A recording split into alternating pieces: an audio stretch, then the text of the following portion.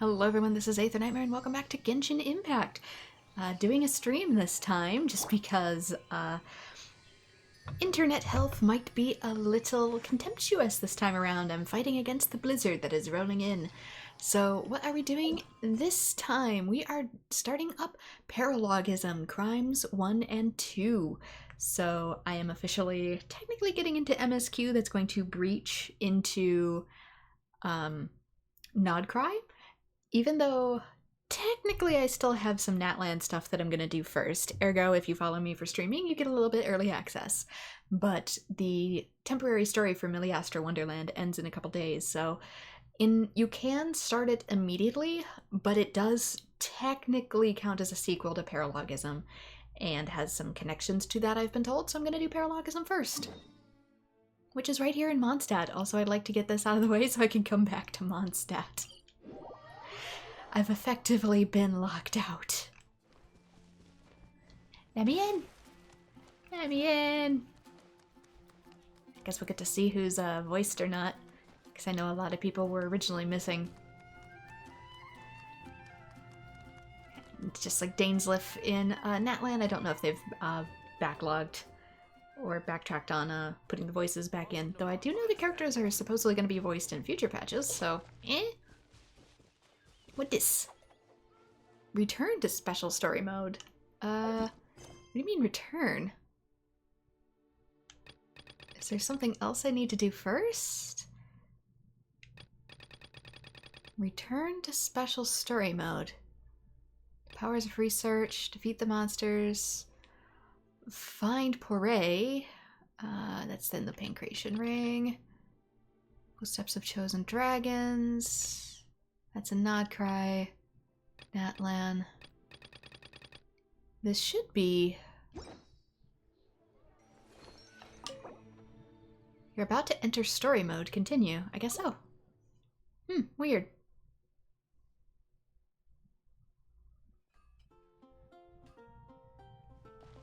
Wow! The city is all decked out! Oh, it's beautiful! The Spring Festival from when I should have started this quest. Festival season means no commissions, which means no Mora. But Catherine's always looking out for us, so we should still drop by and say hello. Hey, I'm doing this on a holiday too. I'm doing it on Thanksgiving, so I guess it parallels. Sure, let's go.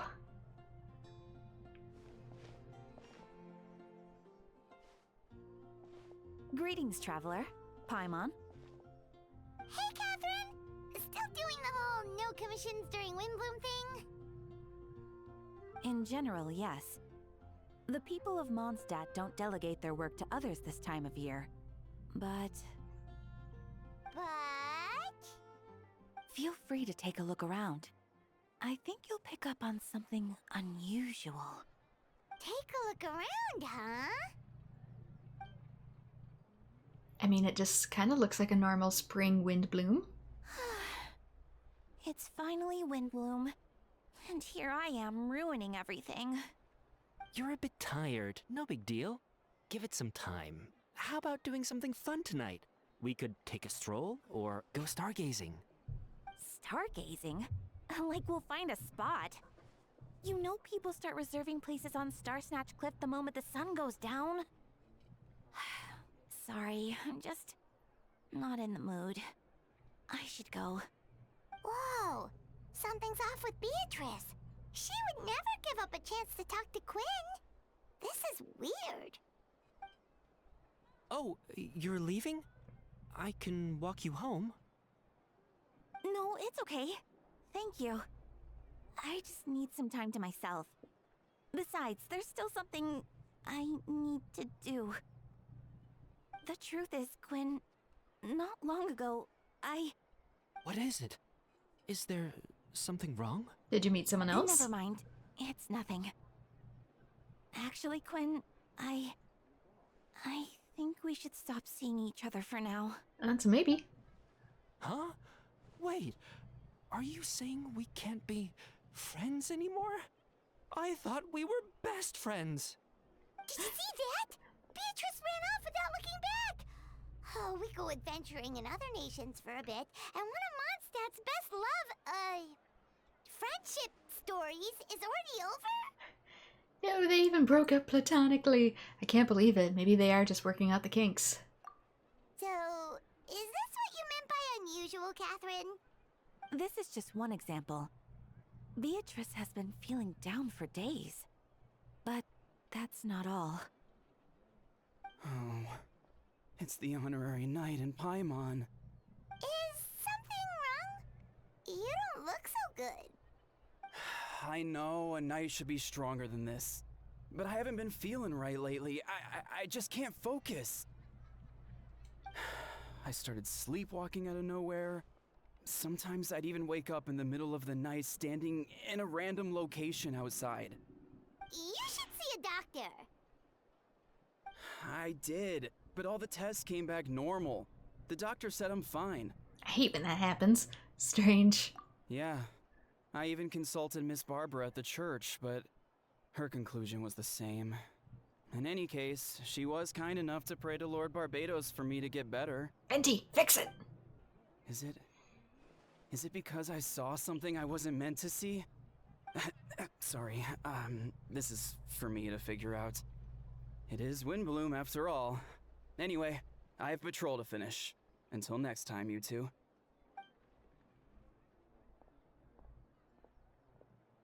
Huh.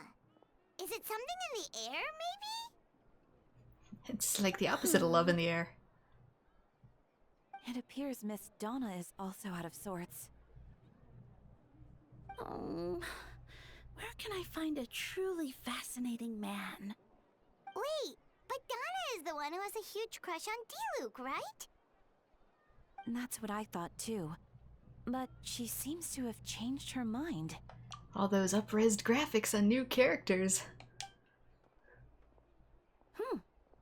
Is that Captain Kaya? Huh.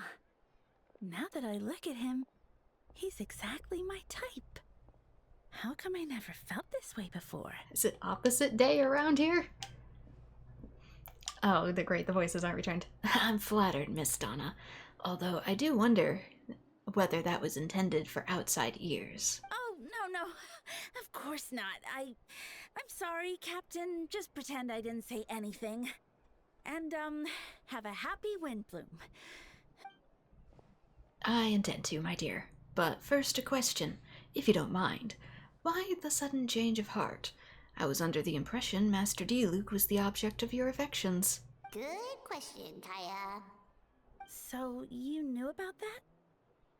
Well, Master D-Luke came into the city not too long ago, but when I saw him, it was like the butterflies just weren't there anymore. If I had to compare it to something, it would be like waking up and realizing you're married to a man you don't love. If you compared it to something, that means you have experience with it. But then I saw you, and it wasn't that something was different about you. I can't really explain it. It was just a feeling. Is that what happened to the last man you woke up and didn't love? I understand, and I'm flattered I was able to bring back the butterflies, but I do need to see to some business, so I'll take my leave. Dude's inside thinking, run. Oh, here he comes. Well, surprised to see us? Not at all. You're the exact two people I've been trying to find. So, Nubine, Paimon, how have you been? All good. How about yourself and the rest of the Knights of Favonius? The answer to that requires a private conversation. Catherine, do you mind? Not at all. Have fun, you three. So, you said you were looking for us. Yes. Jean sent me to find you when she heard you were back in Mondstadt, but let's discuss the finer details back at headquarters.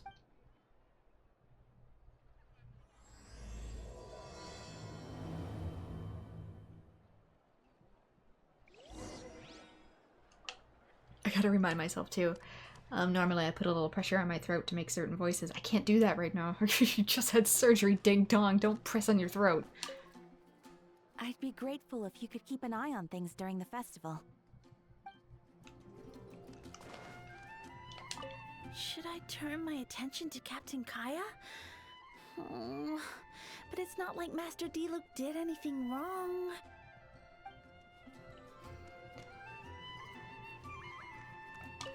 Oh, Beatrice. What's going on with her? Seems like a lot of people around here are out of sorts. Here's the other guy. I thought he patrolled along these streets. Yet I can't seem to find him. Hello? Man whose name I do not remember.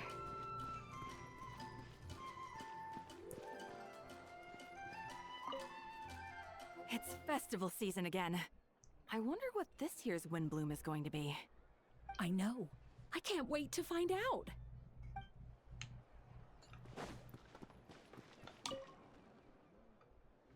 Happy Windbloom, what can I get for you? Let's see. Just trying to find everyone. Oh, there you are, Miles. Don't worry. I'll find a way and work things out. Am I in a parallel Mondstadt? People seem out of it lately. Really? It's been business as usual for me.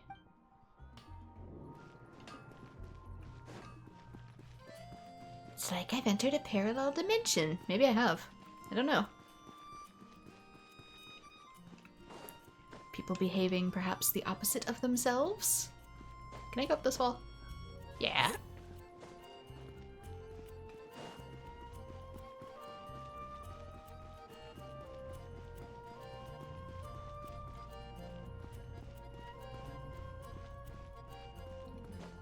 Who needs stairs when you have a stamina bar? Okay. It's Favonia's headquarters, I think. Maybe? No? I'm one door off, I think? Maybe? I'm a whole zip code off, I guess? Doggone it. I guess it's been a little while since I've been back here.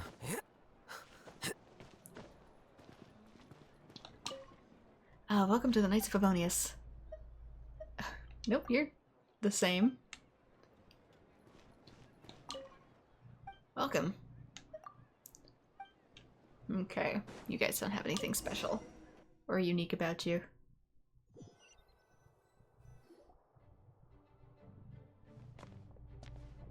Ah, Kaya, you found them. Yes, I managed to track them down. Good. With what's about to happen, it's great to have you in town. Whoa! Headquarters are packed! What's going on? Honorary Knight Paimon. Oh, it's an honor to meet you. I believe introductions are in order? Allow me. You have Note, Captain of the 2nd Company. Skirun, Captain of the 3rd Company. Eula, Captain of the 4th Company. And me, of course, Captain of the 9th Company. Oh, you're all captains? That's right. Master Jean is waiting for you inside. She'll explain everything. Jean! Ah, Lumine, Paimon, thank you for coming. Is everything alright? There's tons of people outside. And hello, the Crowned Clown. We're just doing some Genshin while I still have time to do certain quests. Also, all my systems and consoles are downstairs due to the holiday. Ah, yes. That would be the captains. You know a few of them already, but I'm sure there are some new faces. There have been a number of incidents in Mondstadt. In order to wrap up the case, I gathered all the captains of the Knight of Favonius together to hold a trial. A trial? But this is Mondstadt, not Fontaine! I can understand the confusion. You've never participated in one of our trials before. In truth, we haven't had to conduct one in quite some time. Also because of some developmental issues. A couple of the characters aren't going to be voiced, so I have to supply them myself.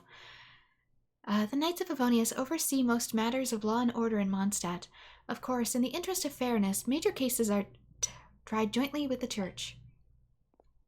Under the guidance of Barbados, the Knights uphold chivalric justice in the spirit of our order, and the Church carries blessings and goodwill wherever the wind can reach. And today's case requires a joint trial by both parties. Which means it's a serious one. So, do you need our help? Hold on. The group of people we saw in the corridor just now, there was someone missing. Where's Albedo? Right! He's the captain of the investigation team, but we didn't see him out there. A keen observation. That happens to be exactly why I called you here. In the upcoming trial against Captain Albedo, we'll do our utmost to understand the facts of this case and deliver a fair and impartial verdict. Albedo is the one on trial? What did he do? I mean, probably a lot. Jean, it's time.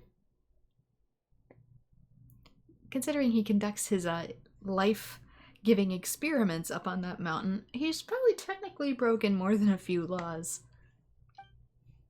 Understood. Lumine, Paimon, come with me.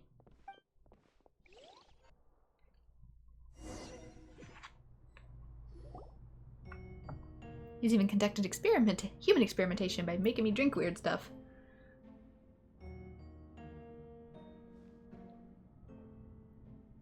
Okay, new room. Please, sit wherever you'd like. I only ask that you remain calm, no matter what you hear. I need to head over there. Don't worry, the trial will be fair. Maybe it's not Albedo they caught, maybe it's his twin. Because remember, he has a Whopper Flower twin that can take on his form. Now that everyone is gathered, let us begin. With Grandmaster Varka away from Mondstadt for the time being, I, Jean Gunhilder, will oversee today's proceedings. Mr. Dahlia, Deacon of the Church of Favonius, will serve as assessor. As representative of our respective organizations, we will ensure a just verdict in this case. Oh, we finally get to meet this character. Oh, that's a new face. Deacon of the church. Does that mean he works with Barba and Rosaria? Maybe? I just know him so much through the surprise baptism meme. Also, I tried to get him on my party, but failed. The defendant in today's case is the captain of the investigation team, Albedo. Albedo, what did you do? Certain aspects of this case are classified, and it remains uncertain whether the alleged victims are citizens of Mondstadt. As such, this trial is not open to the public. Then why am I here? The identities of the victims are still unknown? Strange. If guilt is established in this case, all facts will be made public after the final verdict is delivered. Did he give them like a forgetfulness potion? Is that why nobody can't remember anything? Now, the captain of logistics company, Miss Hertha, will present the charges. The court appoints Mr. Kaya to speak on Mr. Albedo's behalf. Are both parties ready to proceed? Yes. Ready to proceed.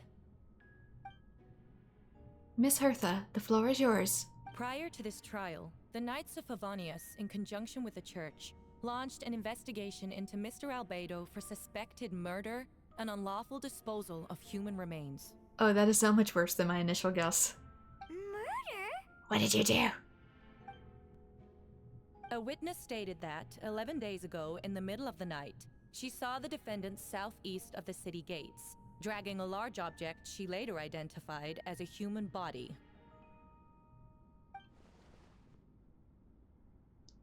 No. There's no way! We now call that witness to the stand. Beatrice, please tell us what you saw. Don't tell me he took up an interest in drawing people and now can recreate people.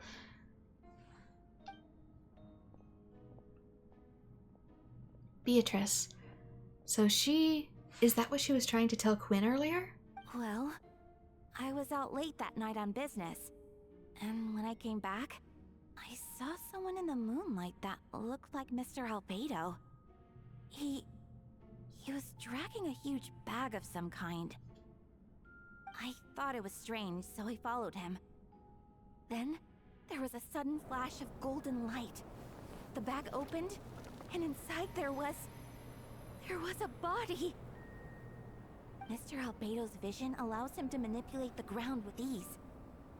So he buried it, and then removed any traces on the ground. Before he left, it seemed like he looked in my direction.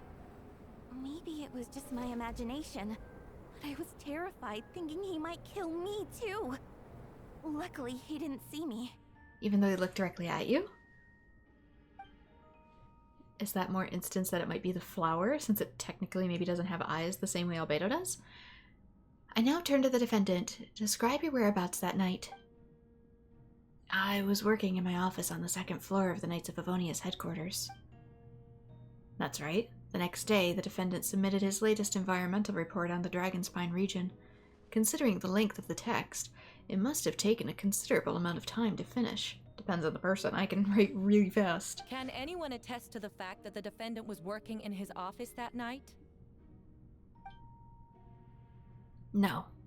Then the length of the report is not a sufficient alibi. This isn't looking good. If the crime did occur as you described, then what about the body? You mentioned the joint investigation. Well, was the body recovered? Not yet. I mean, you can dig for it. In other words, you dug up the location Miss Beatrice described and found nothing. You don't find that suspicious? I know what I saw. I'm telling the truth, Miss Hertha, I swear. Also, didn't you say that speaking out would help protect the people of Mondstadt? Otherwise, I'd never put myself out here like this. I would have witnessed a murder and kept it to myself, she says. You're doing the right thing. Besides, the investigation wasn't fruitless. A single man's shoe and a torn piece of fabric were found in the bushes near the crime scene. The same location the witness described. If no crime occurred, then is all this just a coincidence? And yet, no victim has been identified, correct? It's true. No one has been reported missing. However, Miss Beatrice harbors no ill will toward the defendant. Her testimony clearly points to a crime, and she has no reason to lie. Does the defendant wish to say anything in response? You may believe otherwise, Miss Hertha, but I did not kill a single person. Although, also, without any shred of evidence, technically I don't think we can convict him. We can put him under suspicion, but until we actually find that, oh, someone has gone missing, or we find significant evidence that there actually is a body, like if you dug up in that spot and you're like, shit, a body, obviously you can bring him into trial. But as is, just pointing a finger at someone and accusing them of it, but being able to find no actual proof of a crime occurring, is not something, at least here, that I believe you can be detained long-term on. You can be questioned and you can put under watch and suspicion, but I don't think you can actually be held. As a knight and captain of the investigation team, I have a duty to protect Mondstadt and its people. You accuse me of murder, but there's no body or motive. The defendant raises an important point. Motive. Yet, I must be frank, not all murders are premeditated. Spontaneous conflict can also have unforeseen consequences. But as is, all I have is the word of somebody else pointing their fingers at me and saying, he did it! And that's, I'm sorry, that's not good enough. If you see someone doing it and they're able to find actual evidence of it, and like I said, if something is actually missing, then you can. But as is, a rumor is just a rumor. Nevertheless, I don't intend to prosecute this case on circumstantial evidence alone. Which brings me to the second charge against Mr. Albedo. Second charge? Unless we're related, I don't think we can do this here. Please proceed. 7 days ago, at dawn, a witness saw the defendant dispose of the body of an adult male in the area between Dragonspine and Dawn Winery. I now call the second witness to the stand. Wait, that's... You can call as many witnesses as you want, but unless you actually have circumstantial proof and a good enough amount of evidence to suspect a person, you can't hold trials like this. Otherwise, it's just everybody ganging up on one person. Even if you trust those people, their information could be wrong.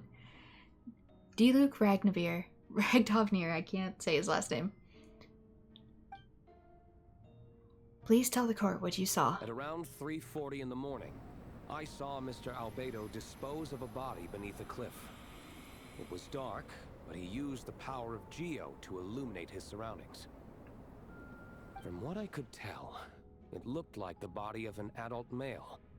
Tall and thin, but I couldn't make out the age. He buried the body underneath the cliff and smoothed out the ground to remove any traces. Okay, but here's the thing. We have a thing called shovels. We now have accounts from 2 separate witnesses that describe the same modus operandi. Would you call that a coincidence? What were you both doing on Dragonspine? It's inhospitable AF. Also, were you in the same spot? D-Luke saw him from above, and she saw him from behind a tree. I would only inquire as to what Mr. D-Luke was doing in that area so early in the morning. Not the most opportune time for a stroll. Is there such a thing? Dawn Winery is my home. It's not unusual for me to take walks in the area. Actually, it is. Dragonspine is a cold-ass, inhospitable mountain. I just happened to be in the right place at the right time. That's all. Master D-Luke is a well-respected figure in Mondstadt. I see no reason for him to frame Mr. Albedo, yet the question remains, where are the bodies? Bodies? Before you suggest a lack of evidence, Mr. Kaya, you should know. After the defendant left that morning, the witness found this where the body was buried. What is that? It looks like a rice container that they use for measurements. And this is... what looks like the teeth and femur of a human. Oh, never mind. Now, it does beg the question. If the burial was fresh, why is this all that remains of the body? But I suppose Mr. Albedo is the only one who can answer that. Well, I mean, you don't have to bury it fresh. It's not a requirement. Okay, but... Well, we do have human remains now. Why wouldn't you lead with that? Careful now, Master D-Luke. I do believe I hear a presumption of guilt in there somewhere. These remains suggest an accelerated rate of decomposition. Considering the defendant's profession, there's reason to suspect that alchemy is at play here. Both witnesses saw golden light, a known byproduct of alchemy. That's how the defendant destroyed the bodies. The light also explains how the witnesses were able to get a clear view of the events in the dark. So, that's your angle. Alchemy. A logical assessment, but we have witnesses of our own. The afternoon before the alleged second murder, Mr. Albedo had a lengthy intellectual exchange with his student, Sucrose. The two were in the library until the next morning. Why did the discussion last so long? Miss Sucrose was presenting the results of her research. She noticed some flaws in the data and insisted on reviewing her calculations until the next morning, with Mr. Albedo present. That's right. We were in the library together. You're certain Mr. Albedo was present the whole time? Yes, and I know Master Albedo would never kill someone. He could never be that cruel. Nevertheless, the other witnesses have no reason to lie. Tell me, Miss Sucrose, that meeting in the library, were you awake the whole time? Sounds like a considerable duration to go without sleep. Oh, Did you make super coffee? I do hope you can be truthful with us. It concerns the safety of countless Mondstadt citizens. A crime like this cannot go unpunished.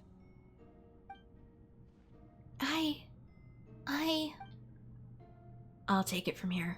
During our meeting, Sucrose did fall asleep not long after midnight. It's all right, Sucrose. You don't have to lie for me. This is a sacred place of judgment. The truth is paramount. Mr. Albedo. I see, and I'm afraid your alibi cannot be substantiated. Do you understand? Yes. I know claiming innocence without proof isn't enough. But the prosecution's argument has its own holes. There's been no mention of a motive, or what exact method could reduce a human body to those remains. No conclusive evidence of guilt. But the witness accounts do match to an extent that can't be dismissed. This is a tricky one. Like I said, he does have his plant twin. Allow me to submit another piece of evidence. The investigators intercepted one of Mr. Albedo's correspondences. I will now read the pertinent parts to the court. And two, I don't think he's ever shared that with people either, so is he just hiding the fact that he does have a Whopper Flower twin? A correspondence. Oh no, that envelope does look like it belongs to Mr. Albedo. I have never abandoned the subject of human research. In fact, delving deeper into Dragonspine has led me to realize that the concept of life could be further expanded and transformed into that of birth. The mystery of human birth is often linked to death. As such, death is the most suitable material for the creation of new life. To that end, we must engage in a process of putrefaction and refinement. Putrefaction and refinement? I mean, that is just part of nature, though. That isn't necessarily damning evidence. Is that in reference to an alchemical process? The letter continues. Experimental trials have been carried out in the northwestern part of Dragonspine and the area southeast of Mondstadt's main gate. The data is as expected. Albedo, are you trying to Full Metal Alchemist resurrect somebody?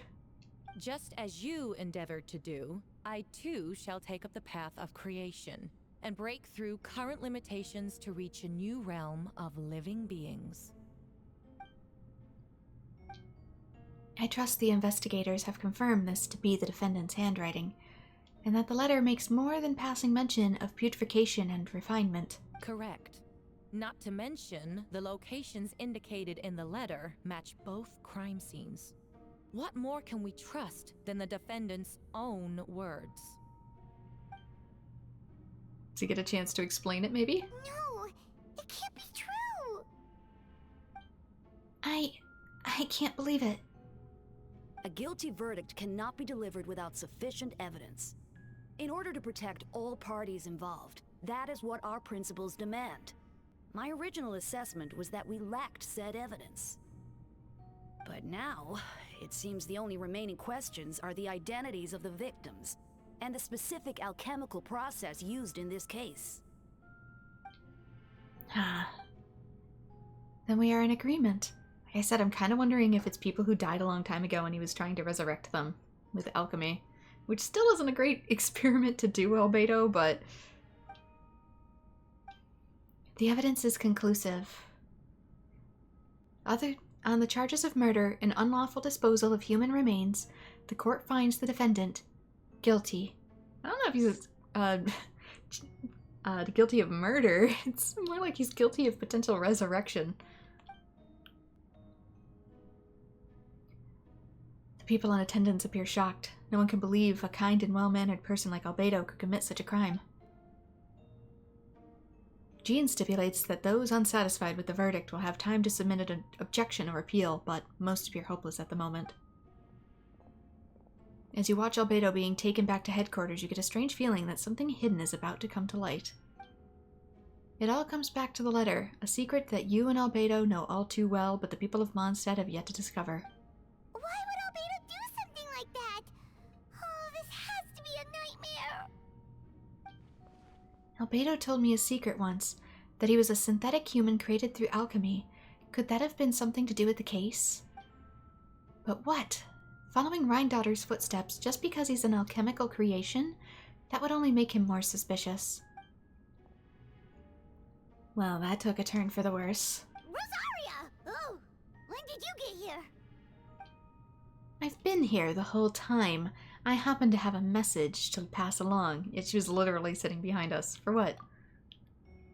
Yes, you're needed at Star Snatch Cliff. He's waiting for you there. Who is he? You'll know when you get there. Go on now. Time is like the wind. It waits for no one. Possibly the other Albedo. The current story seems to be related to your past adventures. Would you like to quickly go over and review these experiences? I guess. Shadows Amidst Storms. Oh yeah, this is some of the past events from years ago that I was talking about. In case people who are new to this are like, what the hell are you talking about, a clone? You and Paimon went to Dragonspine to ask Albedo, who was conducting research there, some questions about alchemy, only to discover a series of strange events. Strange, soft noises echoing through the mountains that could not be traced, the ransacking and theft of alchemical notes at the campsite, Albedo disappearing after a chat outside the cave but having no memory of the incident. At the same time, Eula encountered Albedo elsewhere on the mountain attempting to lead a child away, and he attacked Eula upon being discovered. You were able to confirm the presence of a mysterious figure impersonating Albedo. A running battle ensued, ambushing and being ambushed, hunting and being hunted. In the end, Albedo eliminated the giant mutant whopperflower posing as him. Yet there were more than 2 people wearing that face on the mountain. Maybe he's a triplet. An alchemical triplet. Because the whopperflower was the other twin. And we did see another person. I thought that maybe we didn't kill the whopperflower, but maybe there's another one. Ryan daughter, how many did you make? Albedo is like Tribby in Honkai Star Rail. How many are there?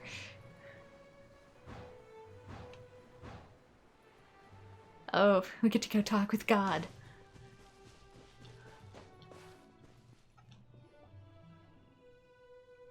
Ah, traveler, Paimon. I could hear your arrival upon the wind. Were you looking for me? I know Venti's voice was added back in, but it's still a shame that a lot are missing. Venti, did you send us that message? But it's also why I don't think this quest will get back patched. I think all the VAs are just too busy after the incident, so future quests will be fully voiced, but this one is probably just forever broken. No, I did. Whoa, where did you come from? Wait, Venti, do you know this guy? His name is, what is his name again? Paimon, you have got to get used to this church being full of assassins. Didn't think I was that unmemorable. I'm Dahlia, Deacon of the Church of Favonius, and Herald of the Animo Archon Barbados. Not gonna forget next time, right? So, you called us here so we can meet with Venti? That's right. I noticed you during the trial. The legendary honorary knight. You seem to have a lot of thoughts on your minds, so I thought we should have a chat. After all, I am the Herald of Barbados. If the people of Mondstadt are in danger, I should keep the Animo Archon in the loop. Wait then, you know about... About what? The fact that my tavern-hopping nomad of a friend is Barbados himself? Don't worry, Dahlia and I are close. He knows everything. Well, I guess somebody around here knows that you're a god. Besides, a god needs someone to communicate their will in a formal setting, and no one does that better than Dahlia. Not that I saw that coming when we first met. But back to the matter at hand. I believe you two already know about Albedo's background. I want to know more about how this happened. If you mean his true identity, then yeah, we do. So, you know too, Venti? That's surprisingly Archon-like of you. Ah, well, I knew from the moment Daughter and Alice brought Albedo to Mondstadt. When those two are in town, no one can afford to slack off. The Kryda Prince, a perfect specimen of synthetic life. At this stage of the case, there are countless questions surrounding Albedo's motive. His true identity is a potential weakness. Okay, I want to look up that word. Because it's German. The Prince. Meaning... Chalk Prince. Yeah, he is known as the Chalk Prince. So... A synthetic being loses control of their sanity and goes on a killing spree. That's how a novel would frame the story, and people are inclined to agree. Albedo has told us before that humans often value the ordinary over the transcendent and miraculous. And the slightest difference is perceived as other, a very common phenomenon. Which means we need to find a way to help your friend. What do you know about the situation, Venti? Me? Well, I know that Albedo is a synthetic being, and that a lot of strange things have been happening in Mondstadt, even though Windbloom should be about drinking and having fun. We noticed that too! The minute we got here, something was off. You share your observations with Venti and Dahlia about everyone being down and breaking up. I've picked up on most of those too. Miles is out of sorts. Beatrice seems anxious.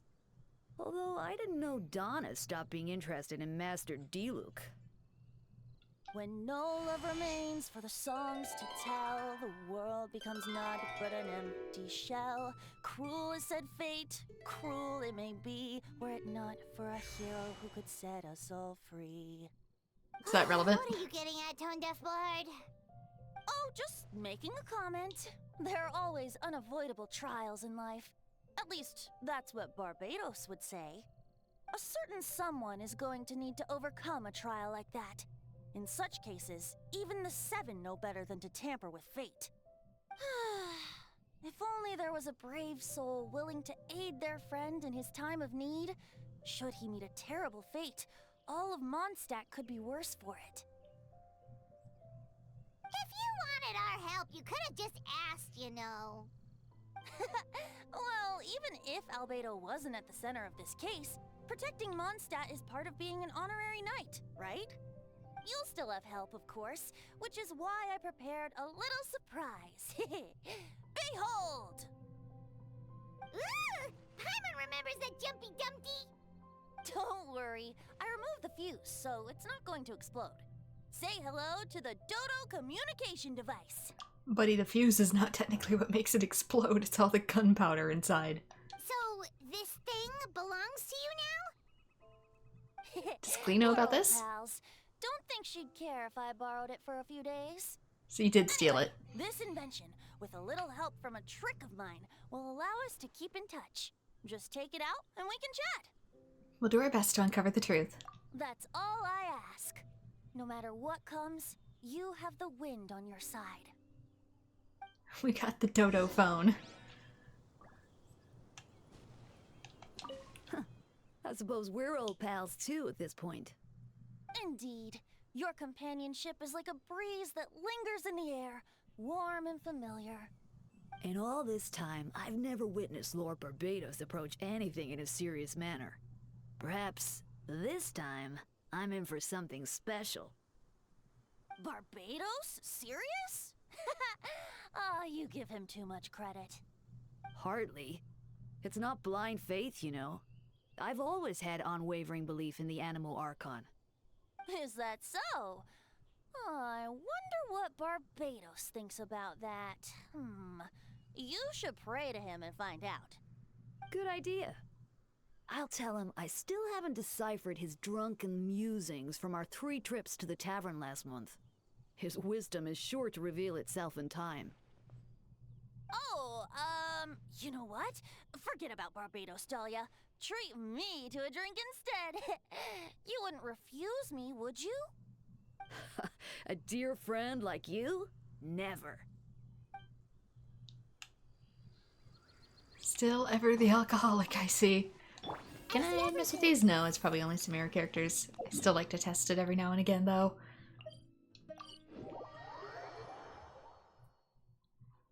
But yeah, Venti, drunken god of wind and freedom.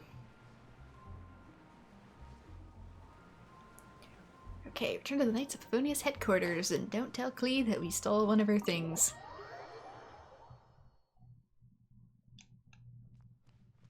Wait, where? I am here. Return to higher up? What do you mean higher up? Are these doors maybe? Hello? Higher? What do you mean higher? Do you want me in here or not? Oh, over here. You hit it. They hit the special story trigger, so I was confused.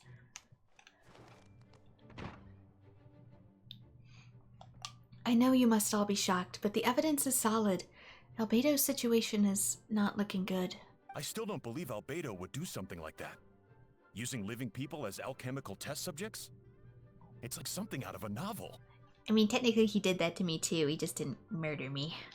Perhaps it's best for me to remain impartial, but I've worked with Albedo before. He's an alchemist, not a sadist. There's a difference between a sadist and a murderer, my dear. This version of events is hard for me to accept as anyone, but Varka once said Albedo is very different from the rest of us. Perhaps there are things we need to learn about him. Let's see what Albedo has to say for himself first. Would you mind giving me a moment, everyone? A private matter requires my attention. Hey, Jean! Maybe this will cause him to have to flee to Nod-Krai, or maybe beans get spilled and he's like, this is why I can no longer stay. Lumine, Paimon, perfect timing. Kaya has a favor to ask. Like Jean said after the verdict, we have time to submit an appeal, and I will do my utmost to convince Albedo to accept.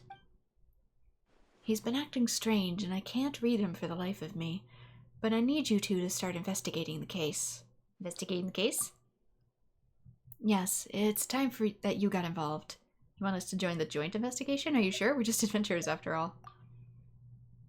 No, we'd like you to launch an investigation of your own. I'll continue working on his defense in the meantime. If you can find anything to help his case, just let me know. I know it's against the spirit of season to ask you with this, but Albedo is a trusted member of our ranks. We owe him the benefit of the doubt. I'll look into the case, even though I think that violates several laws as well. I know you'll get to the bottom of this. You never failed us in our time of need. But what if the accusations turn out to be true? Then you will have done Mondstadt a great service all the same. I'm expecting a retrial. Until then, you're welcome to have a look around Albedo's office on the 2nd floor. I can finally go to the 2nd floor? I'm counting on you. Geez, this is why it's a special zone. They finally added the 2nd floor. It's been 5 years. Almost 6. Thank you for agreeing to investigate. We're counting on you.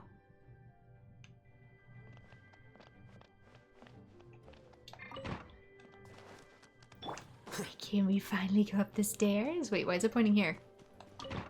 It's in Albedo's office. The heck? Oh, we can't go up here. I was gonna say, this goes to Lisa's library.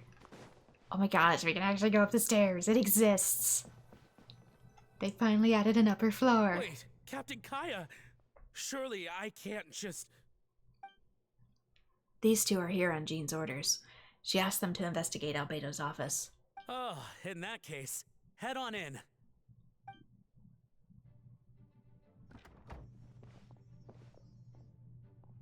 So this is Albedo's office. Pretty much exactly how Paimon pictured it. Alright, I have some work of my own, so I'll leave you to it. Good luck. Right back at ya.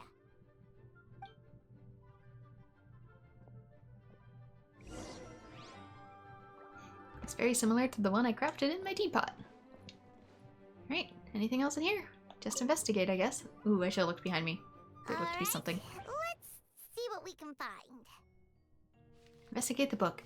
There's a stack of books on the desk, most relating to alchemy, environmental science, and life science. Some of the pages have been marked with alchemical symbols, and others have S-shaped or triangular symbols drawn on them. Any potential meaning is unclear. Wow, these books are so fancy. Albedo must have gone to great lengths to get them. Investigate underneath the book. After moving the book, the desk looks almost empty. What do you mean almost? Your hand slipped while moving the book, causing the hardcover book to strike the desk. The resulting noise is a bit unusual, or maybe it's hollow. It's subtle, but to an experienced adventurer it sounds too hollow, almost like there's a compartment within the desk. Investigate underneath the desk. Wait, it looks like there's a hidden compartment under the desk. There does appear to be a compartment added to one side of the desk. It's very well hidden. The lock mechanism is complex and seems to involve elemental power in some way. Perhaps you could try using the power of Geo. The hidden compartment opens. Inside lies a piece of paper with more information. Investigate the paper. It's a lot to hide just one piece of paper. Festering is also a manifestation of rot. When festering forces a sufficient amount of life energy to collide, the two will repel each other, triggering a powerful side effect. When I tested this in an alchemical experiment, the results of the refinement were startling. Breaking through the shackles of life, the simulation of the something project, I must take advantage of this opportunity. The name of the project is blotted out in ink. What could it be? The note mentioned festering forces, which suggests that Dragonspine could be involved somehow. Sometimes with things like that, you can try to etch over it to see the words, or like flip it over to see if you can find the original imprint, because even if you blotted it over with ink, if it was originally written in pencil, it should have a texture to the words. If this has something to do with creating synthetic life, would Albedo go as far for one of his experiments? No, that can't be. Amid the notes is a map with a few markings on it. 2 of the marked locations correspond to the crime scenes, and the third appears to be in Dragonspine. Okay. I can easily find both of these areas. One is right outside the city. And one is right at the base of Dragonspine, not far from Dawn Winery. Anymore? Oh, there's a third. That is directly on Dragonspine. It's a hard pill to swallow, but if the results of the joint investigation are correct, there could be a body hidden in the last location, or at the very least, what remains of one. Huh. What does this mean? Oh, do you think something might also be buried at the last location? Alright, that seems to be it for this place. We should go tell Jean what we found.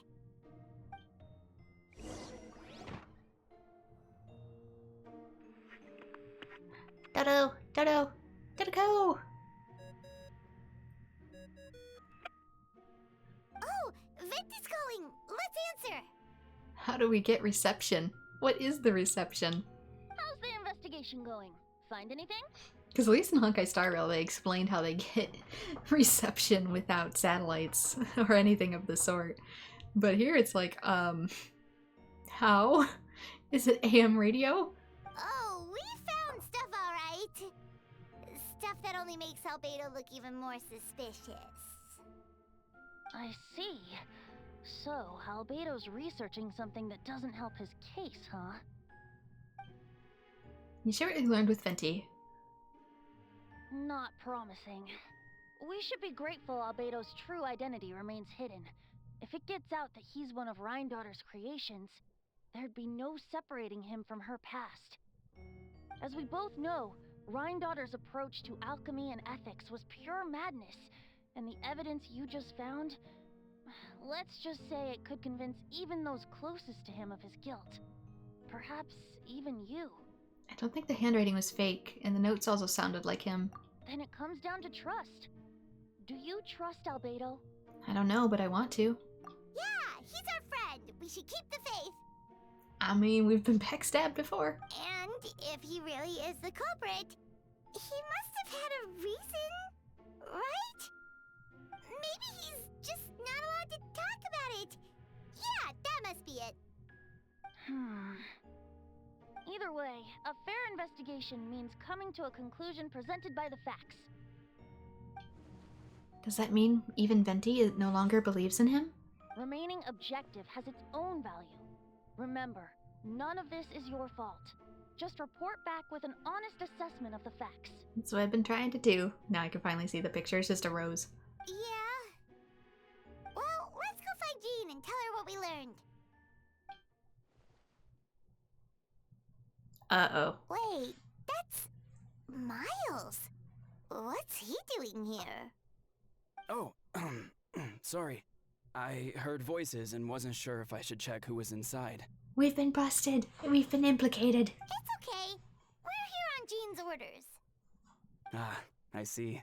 I'll, leave you to it then. Hold on. You didn't hear what we were saying, did you? Just make it worse, Paimon. Why don't you? Oh, not really. Nothing that made sense anyway. Oh, God. Well, do us a favor and just forget anything you might have heard, okay? Paimon! Paimon, we don't say this during a murder trial, Paimon! Oh, sure. You got it. Oh no, Paimon, you just made us... We are now involved in a crime. That map we found in the hidden compartment seems important. We should check out the marked locations. I can now be considered tampering with evidence and aiding and abetting. Hooray. Wait, do you say anything?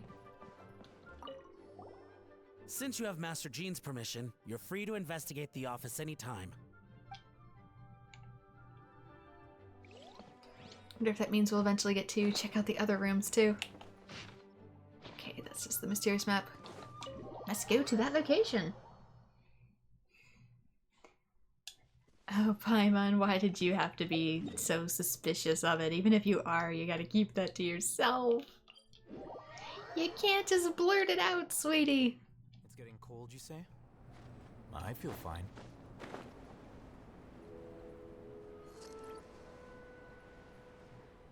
Why am I always back to Dragonspine for the holidays? This is at least the third time. Minimum. somewhere around here. What does it be looking for? We should be getting close. Carefully examine the ground. Look over there! Something seems off. Yeah, it looks more like it's been redug out than buried here. Although everything is covered in snow, as a seasoned adventurer, yeah, right, you notice a spot on the ground that looks quite different from its surroundings. Honey, it's big enough to fall in. You remove the snow and find a sizable hole underneath, large enough to fit a human body, if it was curled up. But the hole is completely empty, and the surrounding markings make it look like something was dug up. Did an animal do this? Or some monster? Weird. There's a hole, but no body. That is common. Animals be hungry. The prosecution's argument is that Albedo used alchemy to destroy the bodies. But this location is different from the other two. Why not fill the hole? Or smooth out the ground like the other places? If one person did all this, why not remove the traces like the others? And if Albedo isn't the one responsible, why was this location marked in his notes? You return to the Knights of Favonius, doubts swirling in your mind. It's a big mess, that's what it is. Albedo, why don't you tell them a few things? Don't make me do all the work to prove your innocence, please. You're back. Did you find anything? Yeah, but none of it helps Albedo's case. He's like suspiciously quiet about the whole thing. You tell Jean about your findings from Albedo's office. I see. A complicated result, but your efforts are appreciated. Did Albedo submit an appeal? Yes, he asked for a retrial. Well, at least he's taking some degree of interest in his own case. There are still questions surrounding the identities of the victims and the disappearance of the bodies. The minimal remains that were uncovered here have been sent for forensic analysis, which should provide some answers. It's just... What's wrong? If the victims turn out to be Mondstadt citizens, the situation becomes all the more serious. The second trial would likely have to be open to the public. And I doubt public sentiment will be in Albedo's favor. Yeah, not when the charges are so serious. The second trial is set to take place in 2 days. I hope you consider attending this one as well. Of course, we'll be there. In the meantime, we should all just stay positive. Well said. When the time comes, I'll carry out my duty to the best of my ability. Albedo, you need to say something, man. Miles? Maybe that's not Miles. Oh, maybe... If the Waffler Flower can impersonate Albedo, maybe it's found a way to impersonate other people. Wait until 2 days later. Albedo 2, what did you do?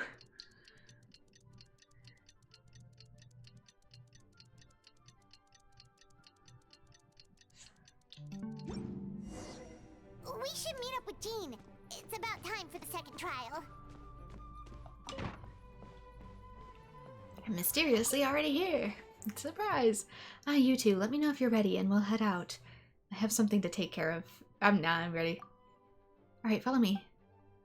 I was just reading the options and I'm like, no, wait.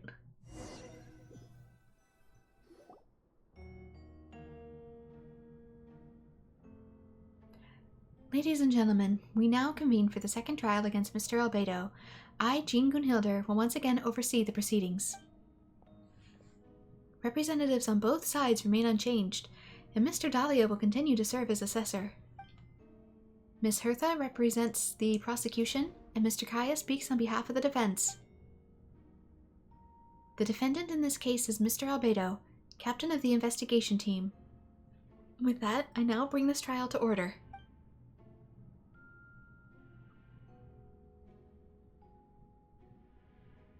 Miss Hertha, have the investigators made any new discoveries? Yes. We sent the teeth and the femur bone found at the scene to the church's medical office, and were able to conclude that these are, in fact, human remains. Yeah, because we don't have DNA testing in this technology level. In addition, The investigators were able to identify several Mondstadt citizens who appear to have been missing for quite some time. Forensic analysis of the remains allowed us to pinpoint the age and gender of the deceased. Interestingly, We do? one of the missing individuals matches that profile to a T. Forensic analysis, we've had it at this era? With this technology? How? The medical office couldn't spare the personnel, so Miss Rosaria is here to present the results to the court. Reminds me when they do that in Shinsekai Yori for the first time and your gut drops because you don't realize they had that tech all along. It's just that the majority of the citizens didn't have access to it, only the government did, and then they're just like, oh yeah, we know it was your friend who died because we analyzed her remains with forensics, and you're like, oh shit. We actually have that in this village that doesn't even have electricity because different tiers of people. Hanselman, male, 46 years old. Marital status, single. Occupation, hunter. Consultant with the conclusion in the last trial, his disappearance went unreported, likely due to his lack of relatives. Okay. Is that the dad that went missing on the mountain or no? In addition, medical records show that he sustained a mechanism-related injury to his leg 3 years ago. The damage on the femur bone Mr. D-Luke found is consistent with such an injury. Therefore, we can conclude that one of the victims in this case is Hanselman. A specialized technique was likely used to accelerate the rate of decomposition. Is it reasonable to assume this technique to be alchemical in nature? Alchemical or magical, both are possible. Thank you for your testimony. The identity of one of the victims is now confirmed. But what about the defendant's motive? Considering what he wrote in the letter, we can deduce that the defendant needed subjects for an alchemy experiment. Who better than individuals whose disappearance would go unnoticed? I mean, maybe they already died on the mountain, though, and he was just like, hey, you're free materials. In other words, he sacrificed the good people of Mondstadt for his own gain. A truly vile act. I mean, it's tampering with a corpse, which is still legal, but it's not murder. In addition, another witness has agreed to testify. Miss Donna, if you would. Another one, huh? Wait, Donna from the flower shop? Wait, why is Kaya reacting suspiciously to that? I'm sorry it took so long for me to come forward, but the night Master D-Luke saw Mr. Albedo, I was there too.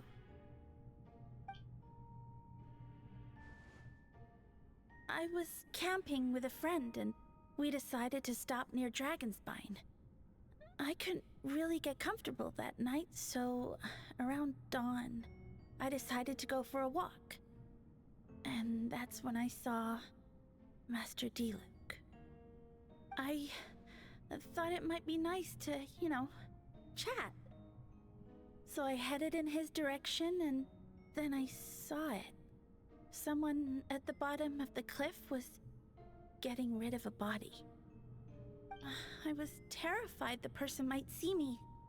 Even after I fled, I couldn't shake that fear. And I started to wish I never had a crush on Master D-Luke in the first place.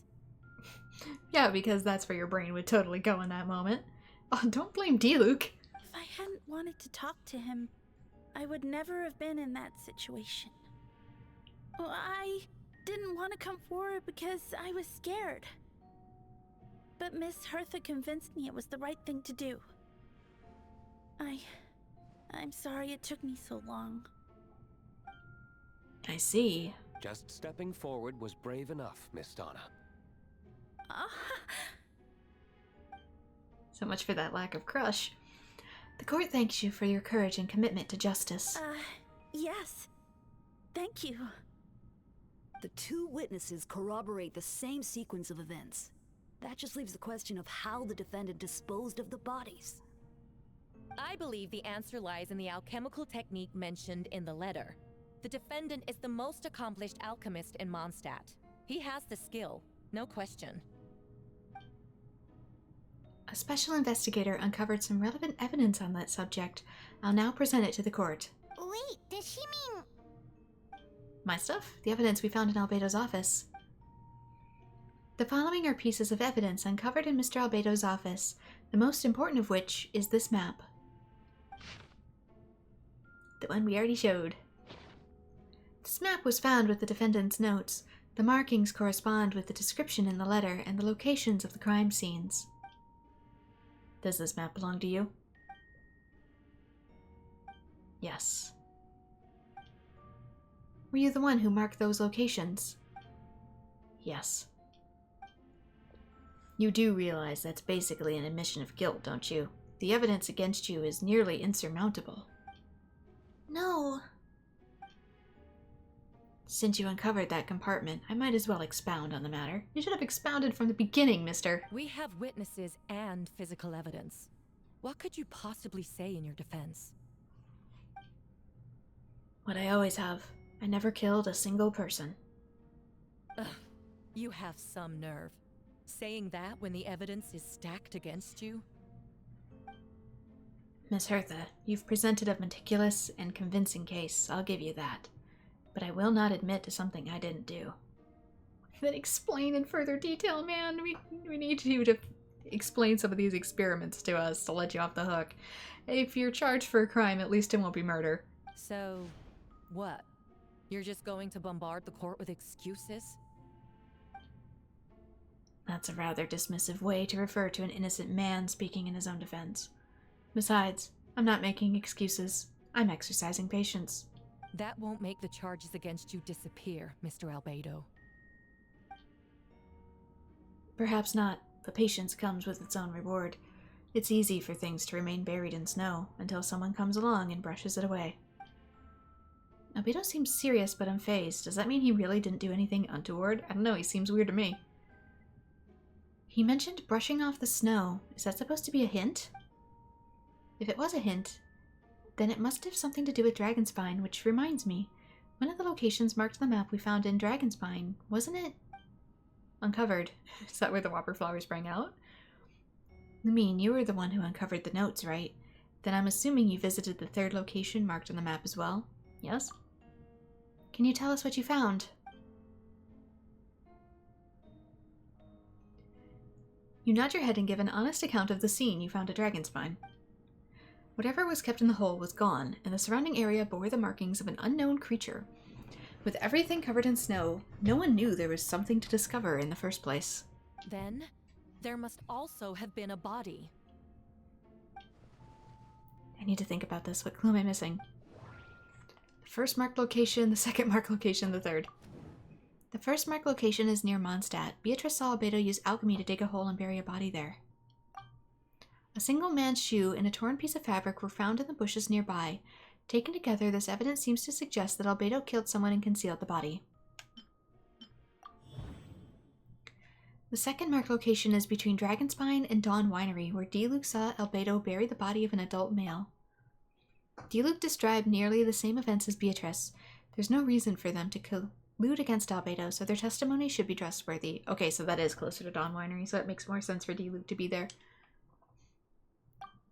D-Luke found teeth and a femur bone at the scene, and Donna confirmed his version of events because she was also there that night, but it's weirder for her to wander further off, but okay. The two should have no reason to set Albedo up. Despite her crush, Donna wouldn't lie about something like that just to get D-Luke's attention. And we don't know that. Not to mention, Donna has been acting strange ever since before the trial. Is she the whopper flower? The human remains. According to forensic results, the teeth and femur bone belonged to a Mondstadt citizen, and the witness account suggests that Albedo was the last person to come into contact with his body. Did Albedo really use alchemy to reduce the body to a few bones? And does that mean he's the killer? The third marked location is in Dragonspine. We only knew about it because we found the map hidden in the compartment. During our investigation, Paimon and I discovered a hole beneath the snow big enough to hide a human body. There was also claw marks around the outside. Were they angled as if the person was clawing out or if someone was digging? But there was no body or any remains whatsoever. It's possible more than like something emerged then. Please select another entry to trigger. Doesn't make sense. The difference between the marked locations. Albedo marked these locations on the map found in the hidden compartment. There are some similarities and differences between them. Based on what we know, all 3 locations were likely used to hide bodies. The holes dug in each area certainly seem big enough. But unlike the first 2 locations, there were claw marks around the hole in the 3rd location, and no witnesses saw anything happen there. Dragonspine is home to all manner of monsters and wild animals. Could some kind of creature have dug up the body? But why wasn't that the case in other locations? The marks didn't look fresh, which means the hole at the 3rd location has been there longer than the other 2. Like I said, did the whopper flower claw its way out? And now it's impersonating Albedo and actually committing to murder. But if the hole at the 3rd location wasn't made around the same time, does that mean it's connected to a separate incident? Albedo's identity. Most people know Albedo is an alchemist and the captain of the investigation team. But in truth, he's the Krai Prince, a synthetic humanoid created by one of the 5 sinners, the Gold Daughter, one of the witches. Albedo is steadfast, intelligent, and treats everyone with kindness and respect. I think most people would agree with that assessment. He's also a calculated thinker. It's fair to say that if he did commit a crime, it would likely be well concealed. Up until now, Albedo has never displayed any ill will towards humanity, and he also still seems like his normal self. Also, if Albedo really did see Donna at the scene of the crime, and he was committing a murder, why did he not go after Donna, unless Donna is like maybe framing this whole thing? And maybe she's deliberately doing it to frame Albedo. She, in air quotes, as she may be the Whopper Flower sibling. As his friend, I should reveal the truth about his identity. I shouldn't reveal the truth about his identity. That would only make things worse for him. Dragonspine's ecosystem. Dragonspine has a frigid climate and is covered in snow all year round. Even so, it's home to various monsters and creatures that can withstand the cold. Deep within the mountain lies the remains of an even more mysterious creature, Durin. Although the dragon has been dead for a long time, he still possesses a peculiar life energy. Now that I think about it, a lot of strange things have happened on Dragonspine, although miniature Durin has technically been revived and lives with the Wanderer. That doesn't make sense. I'm sorry. I'm going to have to potentially associate these 2 together. Oh, never mind. Encounters on Dragonspine. I almost forgot. Paimon and I once encountered someone on Dragonspine who looked exactly like Albedo, and we weren't the only ones. Wait a second. Someone who looks exactly like him. I told you. He got the twin. I'm guessing Albedo has a plan, so I should help him out. But what does he want me to do? Announce a break in the case? No, I should play it safe. Since I made an honest assessment of the facts, I should be honest about my doubts too. It's only fair. Besides, I think I understand what Albedo was trying to tell me just now. I'd like to address the court, if I may.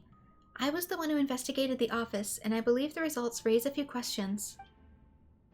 Regarding the 2 cases addresses in the previous trial, it was estimated that after disposing of the bodies, the defendant used alchemy to restore the ground to its original state. But that wasn't the case in the 3rd location.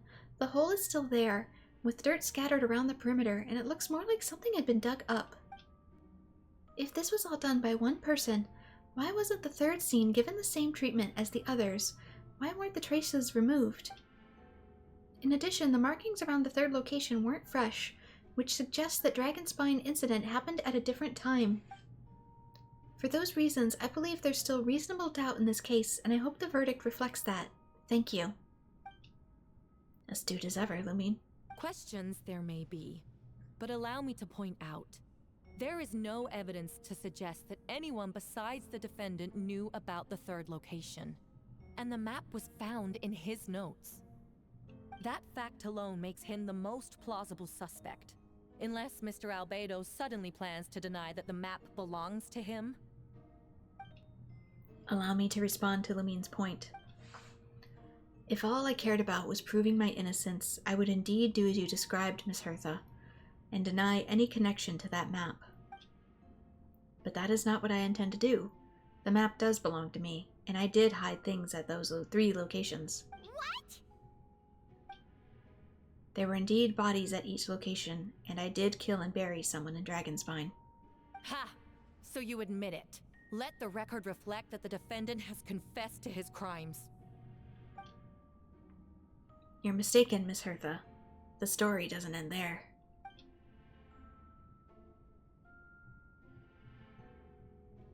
Some time ago, I encountered an uninvited guest on Dragonspine, someone who wanted to take advantage of the deserted nature of the region to eliminate me in secret. Because remember, Eula was with us for that. His desire to kill led me to an altercation where I killed him instead, and buried the body on the mountain, the third location marked on the map. Actually, the traveler Amber Bennett and I were with Albedo that day. The Adventurers Guild was holding an event on Dragonspine. After it ended, we all left the area. If the person Albedo is referring to is different from the one we encountered on the mountain, then the altercation must have occurred after we left. This only proves that the defendant is guilty on all counts. Those innocent people, their blood is on your hands. No, you're wrong. You deny it? After admitting to murder for the whole court to hear? You've clearly lost your mind.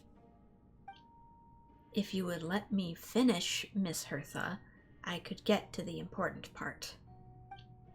The man who attacked me on Dragonspine was my height, with blonde hair and blue eyes, dressed in clothes nearly identical to mine. Sir, your eyes are teal. So, someone who happened to look exactly like you. Exactly like him? So I was right. It does come back to what happened back then. It's one thing to look similar, but for the clothes to be the same? What's going on? I don't want to be here anymore. Regardless, the important thing is that you admit to killing someone on Dragonspine. Yes, I killed someone that day. Someone who looked nearly identical to me. But I never said that someone was a person. I see. Then, it appears I need to withdraw my testimony. What? Everyone! I brought her! Wait. Who? You... The person who just came in. Isn't that Hertha? I told you it's probably impersonating someone. Oh, what's going on? Who are you? Why do you wear my face? Hello to you, too. The calmer looking Hertha. As you can see, this is Hertha, the logistics captain of the Knights of Favonius. I see what's going on here. It's all been leading up to this, hasn't it? Your confession. It was all an elaborate stunt to set me up. You want to undermine my credibility? Fine. It doesn't eliminate the mountain of evidence stacked against you. All I want is justice for the people of Mondstadt. Hertha now has a question mark. Order in the court. I've been stationed in Dragonspine all these years because that is the subject of my research lies, the dragon Durin. Several hundred years ago, the dragon of the East of Allen defeated Durin in battle, and with help from Barbados, sealed his remains on Dragonspine. Durin was created through alchemy, one of the finest specimens of artificial life. As such, death was not a true end for him. His heart still beats and grows more revitalized by the day. My imposter on Dragonspine was a failed specimen abandoned in Durin's stomach, an unsuccessful iteration of the Homunculus project. Homunculus? Still a person. Are you trying to insinuate that I'm some kind of... the homunculus? Because it looks to me like the artificial one is standing right there. Some kind of imposter you dragged in from Dragonspine. So this is what I look like when I fly off the handle. You know, they say imitation is the best form of flattery, but your impersonation has overstayed its welcome. Master Jean, what are you waiting for? We've known each other for so long. You recognize the real me, don't you? The two of you look identical, but judging based on demeanor, the new arrival actually seems more like the Hertha I know. That means nothing. By that logic, I could just as easily accuse the Albedo in this room of being an imposter. How do we know he isn't the fake one? A cold-blooded killer who replaced the real Albedo long ago. Then, how about something only the real Hertha would know? The longest scar on my body. The knights who fought alongside me that day should remember where it is. I remember. Let's hear your answer. I'd like to hear Miles' answer first. Huh?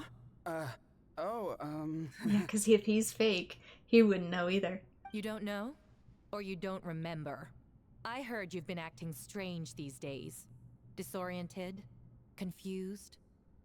You were closer to me than anyone during that battle. And yet you don't remember a thing. Strange indeed. No, my head. It hurts. The scar is right here. It's on her arm. Why the nerves? I can't imagine this comes as a surprise. Unless your informant in the Knights of Favonius failed to mention the scar on Hertha's left arm. Albedo has done a lot of research into beings like you. If you deny it, then show us your arm. But they can have been, if they've seen it already, they're able to mimic it, aren't they? That's what the Whopper Flower did with the symbol on Albedo's neck, too. It couldn't at first, but then it could. No need to panic. You can just add it now. You excel at changing your appearance, don't you? Or, I should say, all spawn of Durin's life force have that ability. A powerful life force, an appearance you can change at will, yet here you stand, formless one, paralyzed to act because you worried using that power could affect your accomplices. Accomplices? Then Miles must be one of them. There are others, too. Most of the beings under the influence of Durin's life force have gathered here, and yet their presence is what impedes her from taking action. Once you attempt to transform, all who surround you will be affected by your power. You can't control it because in this network of living beings, you serve as the core. Show us your arm. Ugh! Have it your way! Whoa! Come on, let's go!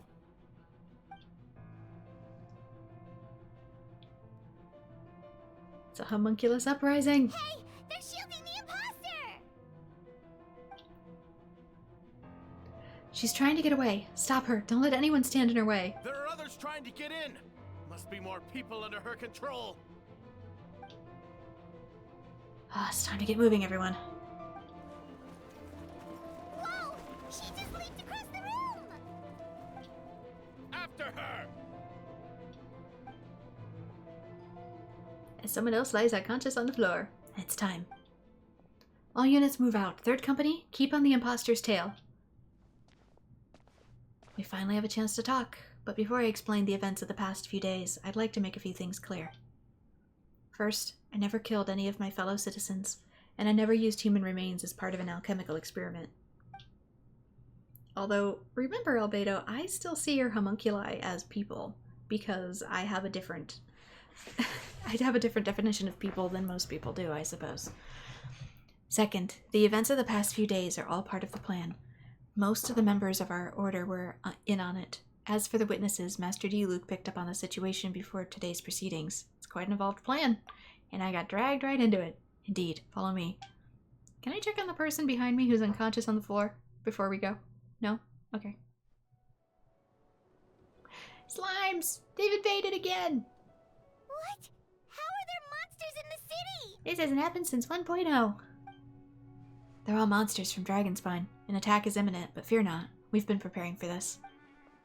We've been monitoring the resurgence of Durin's life force. Its festering nature agitated these monsters. We knew it was only a matter of time before they advanced on Mondstadt. And so we made preparations for an inevitable battle. I was hoping the two of you could join me and provide assistance in the battle to come. Of course. Where's our first stop? The top of the city wall. If you say so.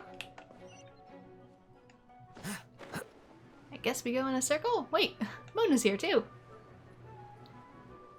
I'm doing that first. Master Jean, headquarters should be secure for now.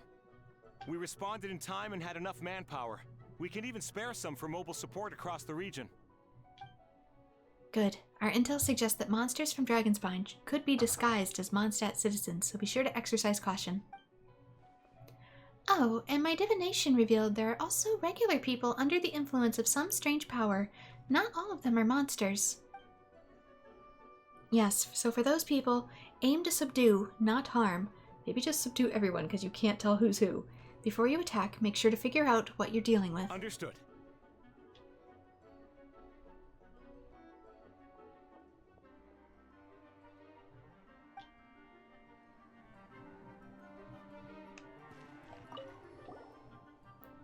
Ah, perfect timing.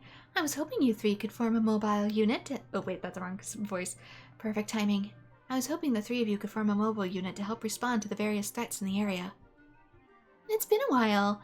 I'm also here to help. Jean and I are going to remain here to monitor the situation. We'll leave the other locations to you. Don't worry. My scry glass doesn't show the slightest chance of failure. Victory will be ours.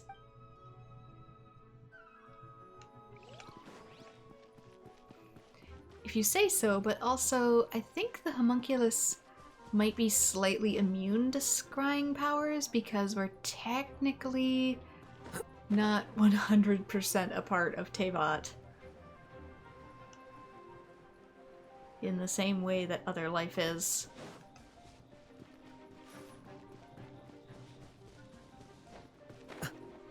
NT.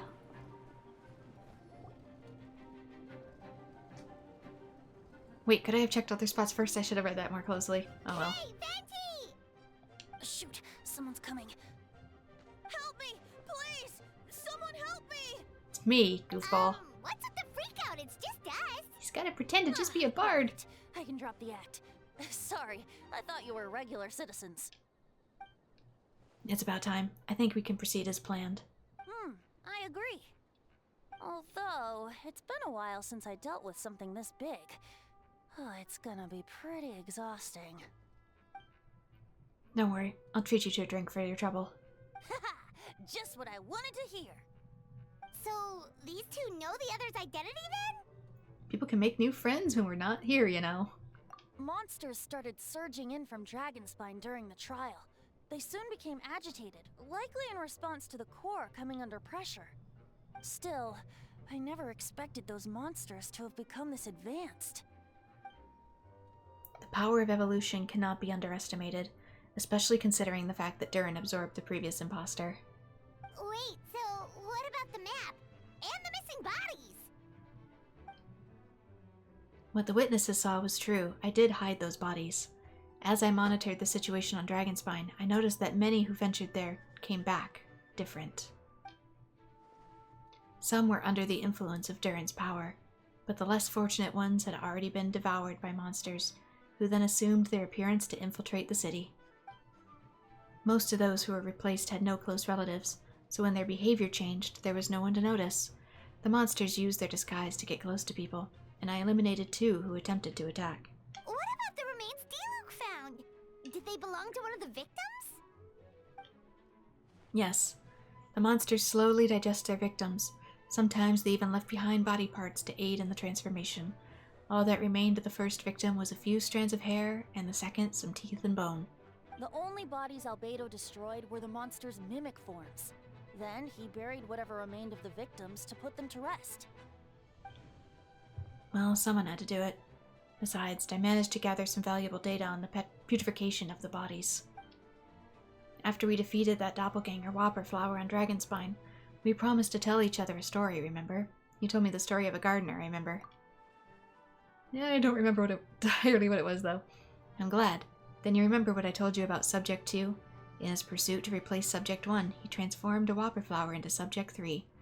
So there was another imposter on Dragonspine that day? Yes. That would be Subject 2.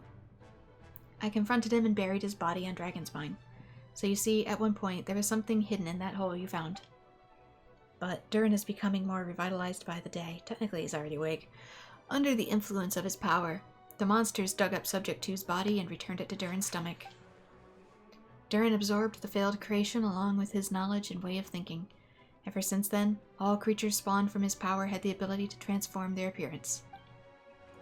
Humans who venture into Dragonspine for too long are also bound to fall under Durin's influence, but those effects don't show themselves right away, and the extent to which a person has been affected is hard to perceive. Okay, so venture into Dragonspine for too long, does that include you? You saw it for yourself, didn't you? All the people acting strange? Those are the same people who just tried to break into the Knights of Favonius headquarters.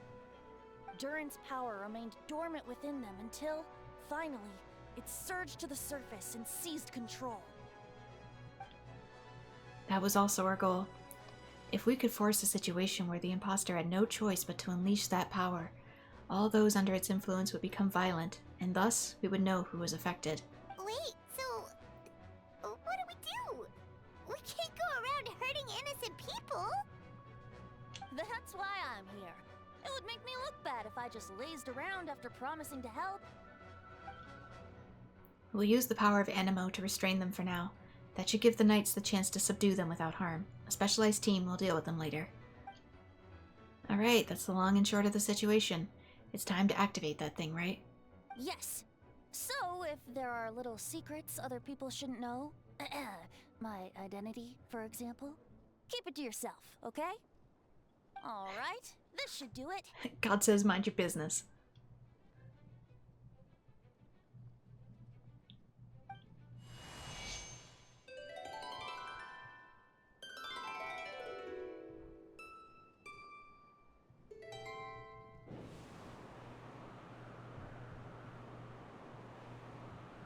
Wind currents? Paimon's never seen this many. There should now be wind currents across the whole city. Everyone, can you hear me? Ah, I see. It serves as communication. Loud and clear. All units, what's your status? All good. We have enough manpower to provide support. Why did you add a radio sound to it? It wouldn't have a radio sound. It's not coming through electronic waves. It's just coming on the wind. Requesting assistance at the side gate. Heading over now. Whoa! It's long-distance wind communication! How is that even possible? Well, see, Paimon, physics of wind is that sound is just atoms colliding into each other, and when carried on the wind, they just collide technically a little faster to reach you before they, lose power. It's all thanks to Lord Barbados. With this blessing, we will succeed in defending our city. Actually, if you face away from the current and whisper like this, no one can hear you. No wonder you're crouching down there like you have something to hide. You didn't have to broadcast that. Huh?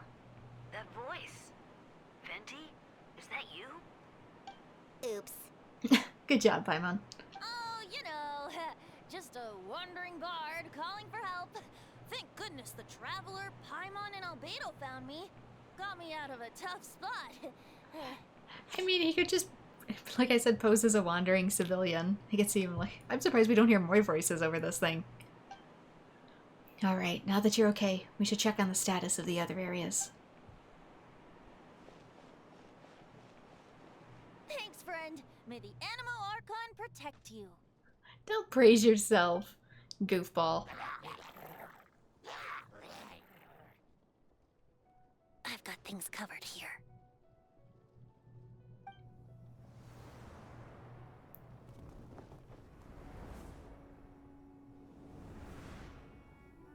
Sucrose, what you up to at the alchemy table?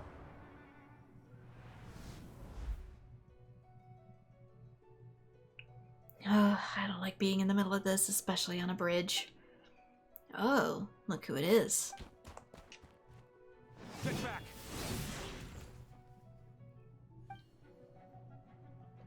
Oh, that was a close one. I suppose thanks are in order, Master D. Luke. I appreciate the help. Yet your vision doesn't do great against those. No need. Ice v ice. I didn't intervene to save you. It was for my own convenience. You were in my way. Oh, well let me get out of your hair then. I suppose we could work together, but you would just melt my ice anyway. Suit yourself. But that's a decent reaction. Alright, tell me, when did you notice something was off? The first trial. Oh, he's one of them, maybe. Because of the fake Hertha. No. Because of you. Because you're my annoying-ass stepbrother. Me? What did I do? My defense wasn't passionate enough. No. You weren't nervous enough. Tell me then, Master Diluc, what do you think I actually get nervous? I suppose we'll see, won't we? Monsters, incoming. On second thought, best not to think about it.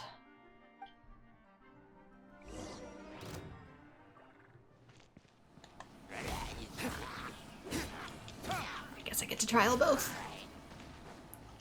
Not that I probably need to, but hey. Since Diluc is, you know, a 5-star. And actually reacts with the elements at play. Whereas Kaya is more sub DPS.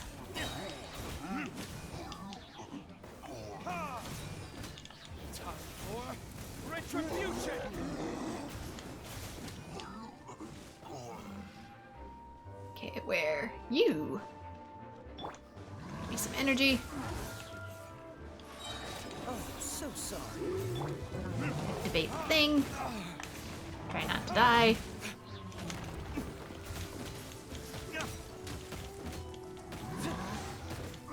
Can I get my fire powers back, please? I have an energy recharge sword, but he's not getting enough. Come on, a little more. Thank you. Don't get frostbite.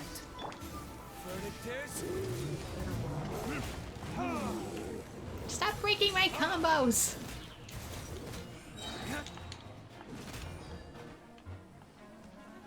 Cool it. Don't push your luck.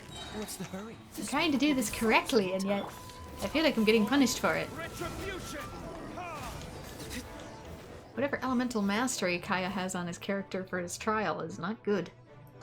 They're over there! Diluc, Kaya! If you had time to make it out here, I'm guessing the other areas are secure. What? We can't be here because we care? Maybe this was just the closest spot to the city gate. Maintaining control over the main road means maintaining control over the battle as a whole. You made the right choice. So what's the status over here? All under control. Don't worry. My trusty civilian volunteer and I have this area covered. I think you mean the man who held the title of cavalry captain before you. Yes, but he feels very allergic to it now, so... We don't have to bring that up. Well, keep up the good work. We'll go check on the status of the other locations. Good luck. Oh, and I want to thank you for what you said in the court. If I'm not mistaken, you were on my side by the end. Believe me, he's had his suspicions since the first trial. I suppose it just didn't feel right to believe that someone who helped me in the past could be a cold-blooded killer. Aw, that's so sweet. Thank you for trusting me and choosing to fight alongside us. As for you, Kaya, good work. As always. We'll see you soon. Of course, stay safe.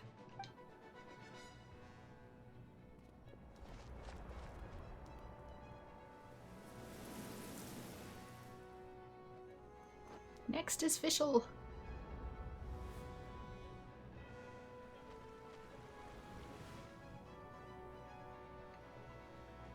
Barbara and Rosaria, probably keeping people safe near the church. Whoop, what do you mean whoop? Get close to the injured Knights of Favonius and use Barbara's elemental skill to heal them. Oh, I see. It's not working. I'll protect us. It's not. There we go. That one's half working.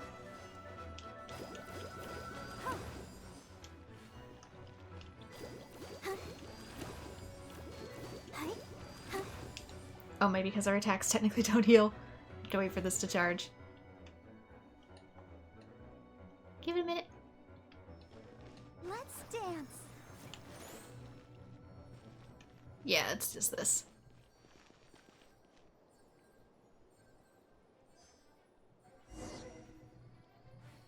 Yeah, I'm guessing I maybe missed a few things in the one cutscene. I immediately went to the objective and I didn't realize there was other optional stuff. I thought I was going to let me loop all the way around and it just wanted me to start there. My bad. Alright, you should be on the mend. Thank you so much, Miss Barbara. Things are still quite chaotic outside. It's best if you all remain inside the cathedral for now. You're not rushing back to the front line, are you? You're still injured. Don't worry, Miss Barbara. I'll try not to put myself in harm's way. I can help with the logistics from the back. Well, maybe we can give you a hand. As you said, the situation outside is chaotic. Injured parties should not be left unattended. There are others here who need to get back to the front lines, so I'll escort you all myself. Of course. Thank you, Miss Rosaria. Just doing my job. I'll leave the cathedral to you then. Barbara? You can count on me. I don't really know how all of this started, but I do know that Jean and the others have been preparing for this for a really long time, so I think everything will be alright. No, it has to be. Did I catch you at a bad time, Barbara? No, not at all. Did you need something? I just wanted to tell you that over the next few days, a lot of things are going to happen in Mondstadt. Attacks and fighting, so I need you to take care of yourself. Huh? How do you know? Albedo warned us in advance. It has something to do with Dragonspine, and he's our authority in that region, so we should take him at his word. Dragonspine, huh? So, the city is going to be in danger? Yes, but the Knights of Favonius will do whatever we can to protect the people. But then, who will protect you? Don't worry. I'll look out for myself. I promise. Please let them be okay out there. Sister Barbara, could you lend me a hand? Of course, I'm coming.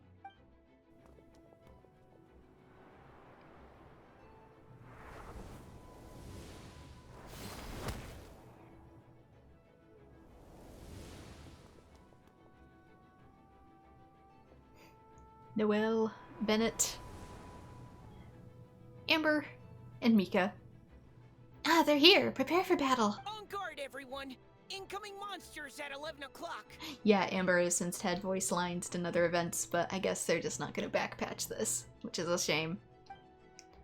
Looks like we got 25 hilly churls, 2 blazing-ass meta churls, and a bunch of different slimes. Prepare elemental countermeasures. Roger that.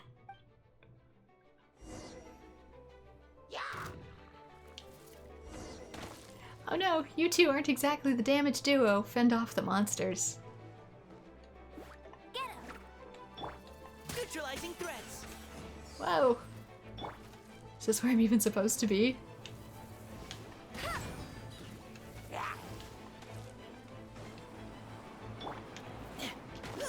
Yeah, because these really aren't attack characters. These are not main DPS. Mika's buff and heals. I think he heals. And Amber is mostly for puzzles.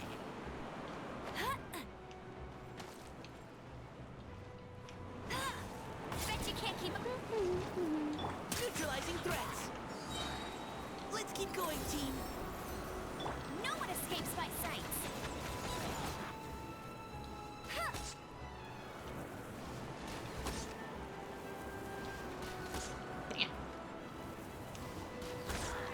Which do I do just as base attack? I don't know, this might be faster.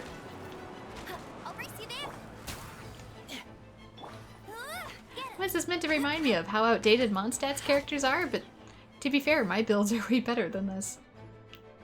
All units are now in position. I mean, they are going to get a buff in one of the upcoming batches, so. Bertha! Oh, jeez, your voice scared me just now. What? Still caught up in the imposter incident? I thought you knew about the plan.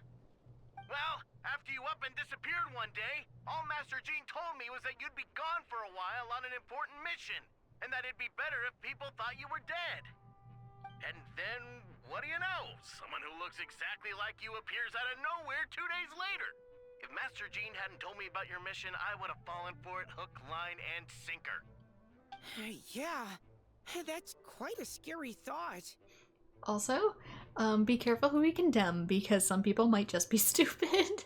Just genuinely not remember things. Suddenly you don't remember something about someone and now you're put on trial as an imposter. Oh, I get chills just thinking about it. A monster replacing someone close to you? And you're none the wiser? Don't worry, once this is over, these monsters won't be a threat to us again. Albedo!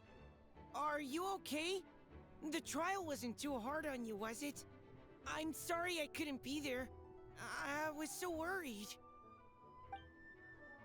Same here. I thought it was all real at one point. I was in complete shock. So you didn't know, Amber? It seems Eula did an excellent job at keeping the situation under wraps. And no need to worry, you two. I'm no worse for wear. It sounds like Eula, all right. She's like an impenetrable wall, that one. You're not getting a secret out of her. Yeah, for sure. She's someone you can really count on. Wait, so how did you decide Hertha should disappear again? After all this fighting, I can't seem to get it straight. It was Kaya's suggestion. He said the plan would work best with someone well-known and reputable without being too high profile. Naturally, Miss Hertha was a perfect choice. We need to leave a hole in our organization, so she came up with the idea that she would disappear. Ah, so that explains the rumor that someone had fallen during a mission. Of course, it didn't take long for that to get resolved. No, because the imposter fell right into our trap. It was all part of the plan. First, we spread the rumor that Hertha was missing in action after some kind of incident. News came from Kaya and Hertha's direct subordinates, which was important because we needed it to be credible. The imposter saw the gap in our ranks and couldn't help but take the bait. It didn't take long for the fake Hertha to appear on our night's patrol route, claiming to have survived her mission. When did that happen? Except you know she's not dead, so therefore you know she's an imposter. Over 6 months ago. Whoa, so this has been a long time in the making. This also confirms in-game that time really is passing at a rate of several years. Yes, and our enemy was more meticulous than we expected. Monsters have been searching for Hertha's body in order to protect the imposter's identity, which is a more advanced way of thinking than Subject 2. So we had to wait long enough to convince the fake Hertha that she had our trust. Furthermore, we need to give her time to gather evidence against me and convince herself she had enough to strike. But how did the Knight's internal information even reach Durin and his monsters? There's an informant among our ranks. Don't worry, Barbados already tracked her down. She doesn't have his blessing, so she can't hear what we're talking about right now. Honestly, this whole situation almost gave Paimon a heart attack. All those awful accusations in the first trial, and you couldn't even defend yourself! It was to be expected. I couldn't just reveal the truth. It had to be at the right moment, or it would have given the imposter even more fuel to use against me. Although that did raise suspicions of me towards Albedo, simply because he wouldn't defend himself, which was very unlike him. So she would have demanded to know how I knew about the dragon spine and the monsters in disguise, and if my true identity got out, the public's trust in me would be gone. It was a trap, you see. Argue back and expose my origins, or keep my mouth shut and be seen as a murderer. Credit where credit is due. It was well thought out. Yeah, thank goodness we were able to back her into a corner. Indeed. I have you to thank for that, Traveler. You probably don't know it, but you've been a part of the plan since the beginning. Me? But I didn't even know there was a plan. And for that, you have my sincerest apologies. I know I kept you in the dark, but I had a reason. This might not sound intuitive, but I did it to make the plan even stronger. From the beginning, I knew I had to leave the letters in my office for a fair and independent reader to discover, someone willing to seek the truth. Naturally, I thought of you. I knew you would return to Windbloom. I knew you would agree to attend the trial. And I knew your sense of responsibility and justice as an honorary knight would compel you to start your own investigation. The fake Hertha, Subject 2, has met you on Dragonspine before. If she thought even you had lost faith in me, her confidence might get the best of her. The perfect time for us to strike. Albedo's right. You were part of our plan from the start. I hope you don't take offense at our decision to keep that from you. And please, don't be too hard on Albedo. He was just doing his best to look out for Mondstadt. Even enough people were involved in the plan as it was. We had no other choice. The Honorary Knight and Paimon will always be friends of Mondstadt. We will never forget that. Aw, that means a lot. In that case, thank you for thinking of me. It was an honor to take part, although next time, consent. Ask for it. It is us who should be thanking you, Honorary Knight. Wait, was that you just now? Let's go to the side gate to check it out. Okay, so there are potentially other things I can interact with. I step outside the courtroom and this is the first thing I see. I'm not sure how much more I can take. I'm not brave enough. Oh, I think you should give yourself more credit. You were brave enough to sit through the trial despite the nature of the allegations. That takes strength. Deacon Dahlia, I didn't see you there. Apologies. Rosaria asked me to come. With Albedo running around protecting the city, she was worried you might be alone. At a time like this, 2 is much better than 1. So let me help. Oh, thank you. I didn't think Miss Rosaria even remembered me. Of course she does. She spent all that time monitoring Albedo. It's only natural that she remembers his most dedicated student. Oh, so after all this, I doubt Mr. Albedo's identity will be a secret, huh? Not to the higher-ups, at least. As far as I know, he shared that information with close members of his order long before these events. Huh? Perhaps I spoke too soon. You do scare easily. Sorry. I guess I didn't expect Mr. Albedo to just reveal it like that. I'm sure he felt the time was right. Besides, you know the truth. I know the truth. It doesn't change anything, right? When Mr. Albedo told me in the library a few days ago, I was pretty shocked, but more than that, I was amazed. Not afraid?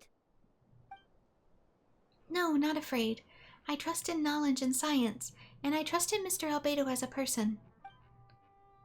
I just noticed, Deacon, there aren't any wind currents around us. We lucked out on that front. Otherwise, that conversation would have been for the whole city to hear. To be fair, we are standing in a cove of the buildings. That's how it works? Oh, it could have been so embarrassing. Thanks for broadcasting my secret, Sucrose. Yeah, I want to check some of these other ones. Can I? I can hear the patrons inside, but I don't seem to... Oh, so there is other stuff. Go to Mondstadt side gate. I bet I could also do other stuff, but I wonder if it matters if I do them in order.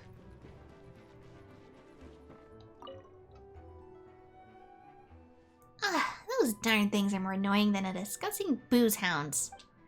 Albedo, Lamine, if you ran into anyone who needs a safe space to wait this out, feel free to send them to the Cat's Tail. I'll be here to watch over things, so the tavern will be safe. Thank you, Diana. We'll be sure to do just that.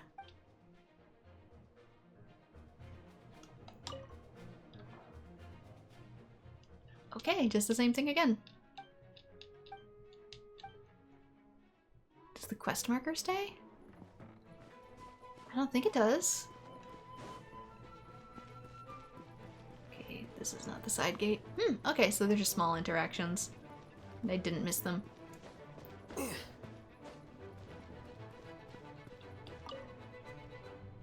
Gotta say, when I saw you on the side of the road, I thought you were hurt. Not about to whack me in the head. Oh gosh, I'm so sorry about that. I was trying to run away, but I just couldn't keep going, so I pretended to be unconscious. Thought I could at least land a surprise hit on a monster that way. Bad luck kicked I back get in, it. huh? That's a pretty common tactic. Oh, Traveler, Albedo, you're here.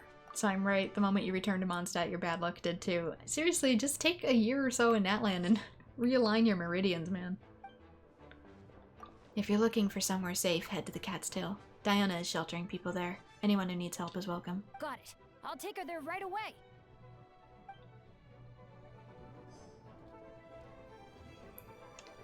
Okay, there's that one.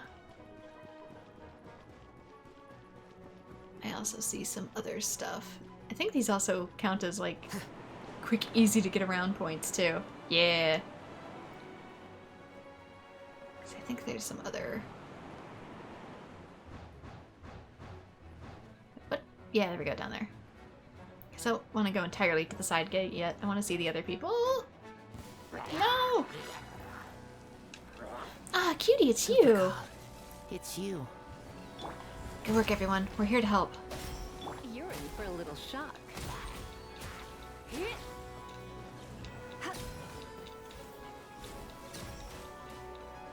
Come a little closer.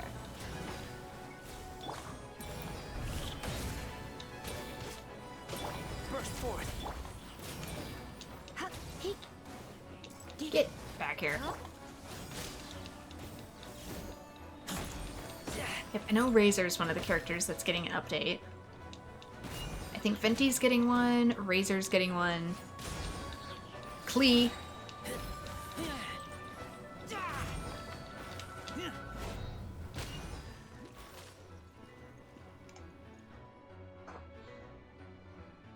Ah, it's been a while since I unleashed my lightning during Windbloom. It happened a lot before? Unleashing lightning on people? No. Only once in a while, maybe. It sure feels good to let loose, though. My old professor even wrote to me about that a few days ago. Of course, I made sure to emphasize that I always treat others with kindness. It's only natural for a student to inherit their teacher's ways, after all, and mine was a gentle old man from the Spontamod school. So you see, this time I only used gentle methods of electrocution. So gentle, even Jean would have no reason to intervene. Huh. Gentle electrocution. Yeah, sure. You seem to be in good spirits, Miss Lisa. Ah, well, it's good to move about every once in a while. Huh. Gentle electrocution. Okay, I didn't mess myself up there. Also, Hatham took fall damage.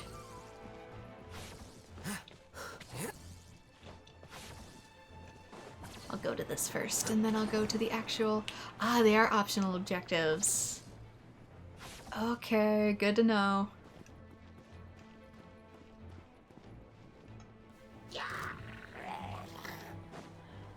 Captain Albedo, honorary knight! Focus on the battle, we have your back. I must leave no stone unturned. Would you like to stand in the damage ring?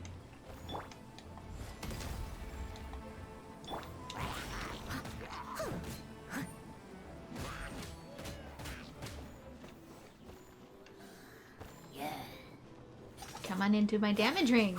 The damage ring that does damage. Leave it all to me. Maybe the Traveler's meant to do most of it, I don't know.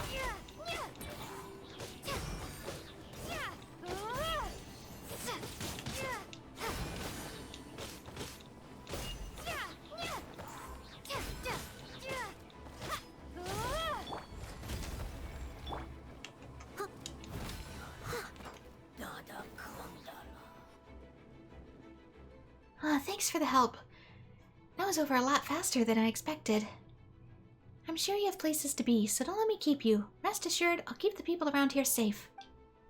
Be careful out there. I know victory will be ours.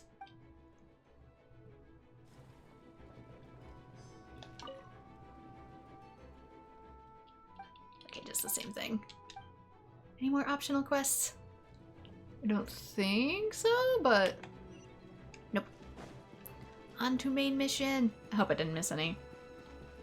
If there was some in the first batch I missed, I apologize.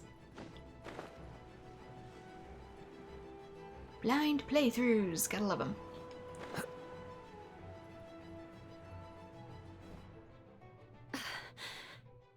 It's all my fault.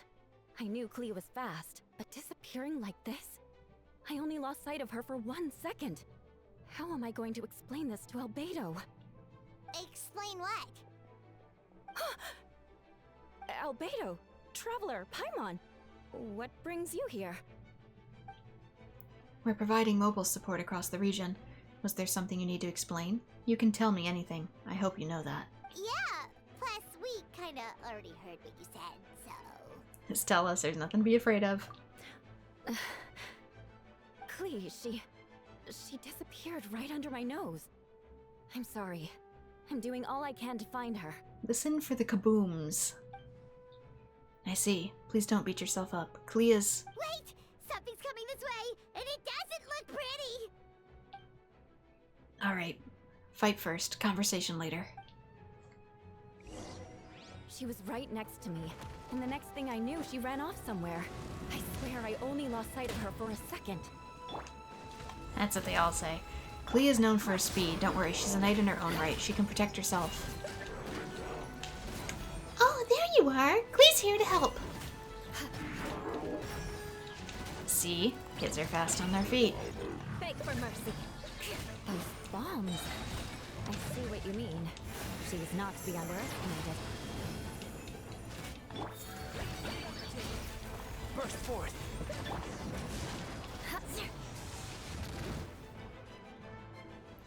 We won! Great work, Klee. I'll be counting on you to protect Eula next time, too. Albedo, you can't be serious. No problem. Just leave it to Klee. I'm having a tough time with her voice. Are you going on patrol, Mr. Albedo? Klee heard you went camping for a few days, and these monsters followed you back home. Camping. Ah, right. The truth isn't suitable for little ears. That's right. So I need to report back to Master Jean to settle my expenses. If you have some time, I'm sure Eula would be grateful if you escorted her back to headquarters as well. Of course. I place myself in your capable hands, Spark Knight. It'd be an honor. Klee will do her best. I guess my voice is gonna get a workout tonight. Return to the Mondstadt Center.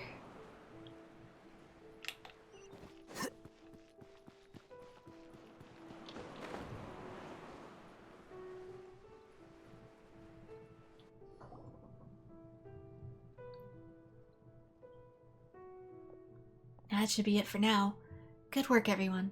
How are we fare injury-wise? Good. Our preparation paid off. Injuries are few and far between. I have the full record here. Wonderful. I'll review it in a bit. We're back! Everyone all right? Amber? Yep, right as rain. We're back! It's hard to set up her voice. I almost need to say like a few things before I actually speak as her.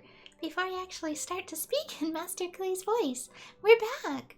Klee kept Miss Eula safe the whole way. That's amazing, Klee. Eula's lucky to have you. Looks like we're still missing a few. Reporting back, Master Jean. Mission complete. Good to have you back safe and sound. And great work, everyone. This operation could not have happened without you all. Your leadership was what made it possible, Master Jean. It's been a few busy days.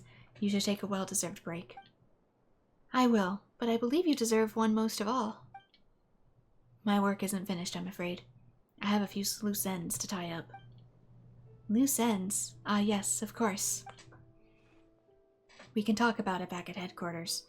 Lumine and Paimon should be there too. Alright, everyone who has finished their work should head back to their quarters or to the church to get some rest. Who want to come with us? Klee, we can drink some tea and eat some freshly baked moon pies. Ah, yes, yes!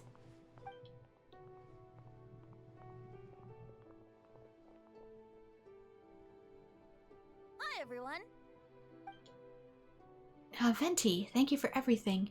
I know there were difficult moments along the way. Oh, well, wait. Does that mean you saw me running for my life? Dude, they literally saw you summon a dragon. They probably already know and just keep it to themselves. No. Apologies. Just forget I said anything. Just kidding. But you're right. It was tough out there. I almost lost my hat to the wind several times. Yeah, she knows. Any notable information on the wind? Of course. I was out on the city wall for quite some time. I heard all sorts of things. As for something notable, well, I picked up on anxious voices and a child's anger. Durin has been isolated for centuries, but absorbing Subject 2's emotions allowed him to understand certain truths about this world and his existence, including the fact that he knows he is no longer Mother's only child. I remember you were a bit pissy about not being an only sibling either, mister. Or her most perfect creation. It's obvious he found that fact difficult to accept. The emotions he felt in response were quite genuine and, dare I say, human. If I eliminate the perfect creation, I will be the only child Mother needs. This mindset arose out of Durin's instinct to compete and survive, and came to dominate all those around him. Of course, the absorption of Subject 2's knowledge allowed him to take a more intelligent approach, accusing me of murder. In the end, however, Durin still lacks sufficient social intelligence. The fact that his army even got this far is a miracle. Oh, no wonder Venti sensed a child's anger through the wind. That same feeling. It's close!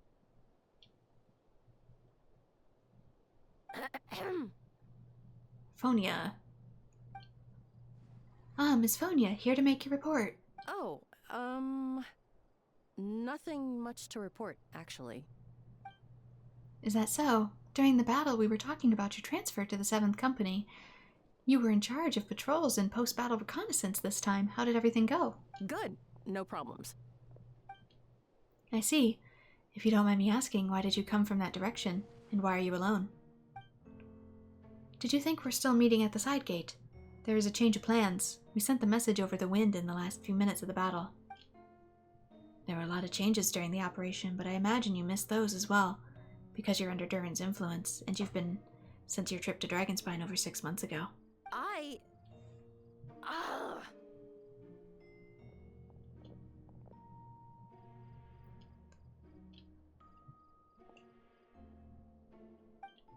Don't move.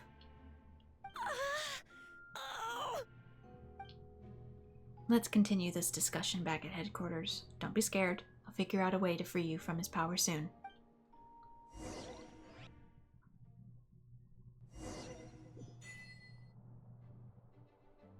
Restless as a child, I think it said. But yeah, imposters everywhere. It's like playing Among Us, but there's like only 1 or 2 actual people that aren't imposters. Alright, the others are looking after Phonia. Please tell me you can help her. As long as the rest of the operation goes well. Wait, the operation isn't over. What do we do now? What happens next is a more personal project. I've consulted Venti about the possibility of calling a tripartite, excuse me. Ah yes, that's a relatively new tradition. Grandmaster Varka came up with the idea a few years ago. I still remember when he approached me about asking the lovely ladies of the Hexen Circle for a small favor. The chumminess caught me off guard. If I hadn't known any different, I'd have thought he was talking about his older sisters or something. Older sisters? Is Varka really young or something? I wouldn't exactly call him young, but he's not old either. So he's middle-aged. He's the type to crack a joke at every opportunity, so whatever age that is. That could be any age. Indeed. Anyway, the tripartite conference is gathering of 3 parties, the Hexen Circle, the Anima Archon, and the joint forces of the Knights and Church of Favonius. Lord Barbados was able to facilitate the meeting between Varka and the mages. Where are you now? And how do you know? Varka has quite a way with words, so he was able to give their favor and convince them to agree to a very important request. Namely, that in Mondstadt's greatest time of need, the mages will return and lend their aid to our nation. Maybe that's the Nod-Krai thing. Yes, and I now have a request of my own, so I need the conference to convene once again, Venti, if you would. Of course! Traveler, pass me the Dodo communication device. Yes, I use all of my superpowers to communicate with the Hexen Circle. No, I stole one of her daughter's Dodecos and turned it into a phone. But yeah, I'm referring to a trailer where I saw certain characters heading towards Nod-Krai, so maybe this is that. That thing to call them? Just watch and learn. Okay, I think this should do it. I feel like we've done this once before with the Dodo device, but I don't fully remember.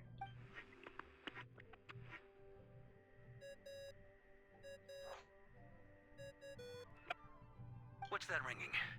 Is it the wind or something? Hold on, that's not the right voice. Wait. Barbados? Varka? When you accidentally get miscalled by God himself. Grandmaster.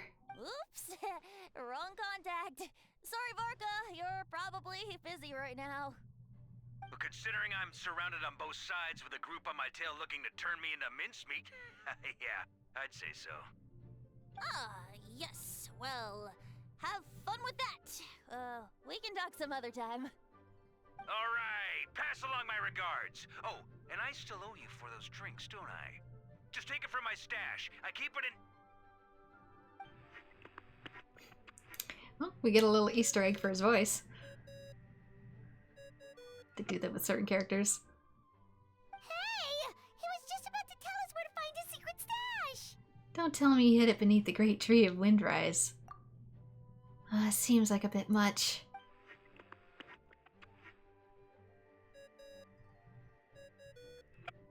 Hello? Who is this? Alice, is that you? Greetings, Miss Alice. It's Venti. Venti? Nope, it doesn't ring a bell. You're really gonna tease me like this? Fine. It's Barbados. Apologies, just a bit of fun. What can I do for you, dear Barbados? You still remember the tripartite conference, right? I'm calling on behalf of a friend. He's asking for a meeting. Oh? And which brave soul is it this time? It's me, Aunt Alice. Albedo, captain of the Knights of Favonius investigation team, requests a formal meeting with the Hexen Circle. And what is your wish, dear Albedo? I want to accomplish something unprecedented. How unprecedented? Something even your mother Rhine-daughter never accomplished? In terms of technique, no, but in terms of location and materials, yes. Okay, that makes no sense. You've piqued my interest. I'll be right there. Maybe the way Albedo was born, he was born in like a certain set of space and then brought over to where we are, as opposed to attempting to bring people to life here? Be right where? Here? Isn't in the office? Hello again, everyone. Was her model not done yet? Eventually, I know she gets one. I've seen it. Hello, Aunt Alice. I see you've turned yourself into a giant Dodoco. Darling, isn't it? It even has its own hat. Maybe she can't take physical form yet. Wow, the attention to detail. Pleasure to see you all again. It's been a while. On behalf of the Hexen Circle, I hereby grant Albedo's request. I'm guessing you still need to prepare? Take your time. Just come find me at the long table when you're ready. Aw, that's nice of you. I suppose it's just my nature, darling. Thank you, Aunt Alice. Before we set out, there's someone you need to meet. Head to my office. He's waiting for you there. Who is this person?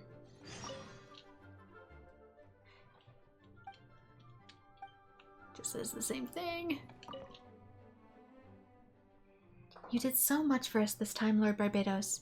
I don't even know how to thank you. Don't thank me at all, please. It makes it seem like I'm useless the rest of the time. You know that's not what I meant. An Archon has their own calculations. Who am I to question their wisdom? Okay, now you give me too much credit. I admit I'm not the most, proactive Archon. You have your own hard work to thank for this result. Oh, and our friends the Honorary Knight and Paimon, of course. Worried about Albedo's plan?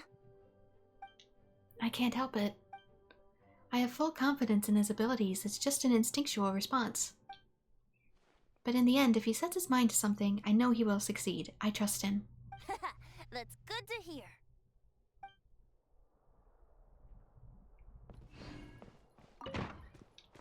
Alright, to Albedo's office. Is it going to be his twin? Or somebody else? Durin, maybe? Hey, have you ever wondered why Albedo always keeps his office closed? Paimon bets there's a secret snack stash hidden around here somewhere. Paimon, I would not eat anything in his office. You have no idea what its actual true purpose is. Because remember, Durin... Yes! Tiny dragon form! Hey, not so loud! Mini Durin? What are you doing here? Well, actually... I've kind of been helping you guys in secret this whole time. I tried tapping Paimon on the shoulder during battle, but you floated away too fast. You were there? Yeah, I've been in Mondstadt for a few days now, but I've kept myself out of sight. I thought people might be scared of me. Oh, don't worry. We aren't scared of you. Thanks. So, what brings you here? Oh, is it Windbloom? There are a ton of fun games this time of year. I did sneak off to the festival for a bit.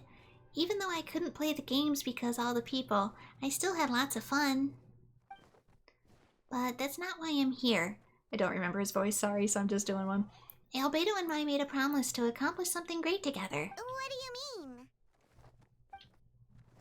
I'm gonna replace the Durin on Dragonspine. I'm gonna be the one who is revived and brought into this world. Wait, didn't that already happen? You left the storybook world, and now you're here. Sorry, I should be more specific. Albedo said he can use alchemy to turn me into a human. What? Human transmutation. So you're Albedo's intended subject. I kind of figured maybe. Yeah, he's been working on it for some time. And that's what you want, Mini Durin? To become human? I don't know if I want is the right word. I don't even know if there's a right answer in a situation like this. But I do know this. I have just as much of a right to this name. I don't want to lose the other Durin. Becoming human isn't as simple as just changing form. I mean, it could be if you wanted it to be. Remember, my definition of personhood's different than yours. I know. Albedo talked to me about that. He said that the Durin on Dragonspine is a lot more aggressive and primitive, almost like a beast. But Mom created me in a storybook. The pure parts of me can balance out the evil parts of him. Mom says it's my turn to be human. If I'm honest, I don't know what I'll look like if I can still be me once I become one with that part of him. Despite everything, it's still you? Maybe without a complete soul, there was never really a me to begin with. Albedo said these kinds of questions are normal. We're all just trying to figure out who we are. But I'm not afraid of change. I want my life to have meaning, and suppressing an evil dragon, becoming human, both sound pretty meaningful to me. So don't worry, no one's forcing me to make this choice. Well, turning you into a human sounds like a huge project. Yeah, I'm really grateful to him. We're kind of in the same boat, you know. Albedo told me he's the Kryden Prince, a synthetic human. And if this works, I'll be one too. Technically there's 3 of us, so join the club. We'll be the only 2 of our kind in the whole world, alchemical creations allowed to live in human form. If all living things are grouped together by species, and there's only one other person like me in this world, I guess that makes us family. Definitely. You've just gotta trust one another. Actually, while we're on the subject, does your friend Hakai know about this? Yeah, I told him I was coming here to fulfill this, duty. He didn't try to stop me, just told me to get a move on then. He didn't say it outright, but I think he supports my decision. Maybe he even thinks it's a good idea to go through with this. I'm a little scared, of course, but excited too. Anyway, I'm really glad I got to talk to you at a time like this. I feel a lot better now, so thanks.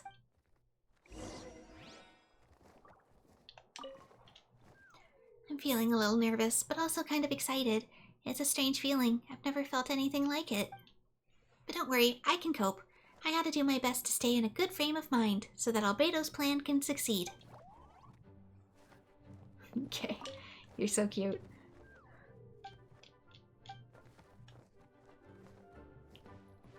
Okay, next, go to the location indicated by Alice. She appears to be somewhere down here, in the library maybe? I'm stuck. Good job, Ren. Is it not here? Maybe it's lower. Oh, it's lower. I'm dumb.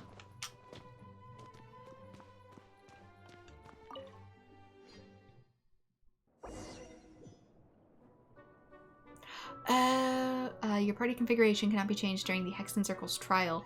Please choose a suitable party in advance. Recommended water and ice. Ice. I mean, I have Ganyu.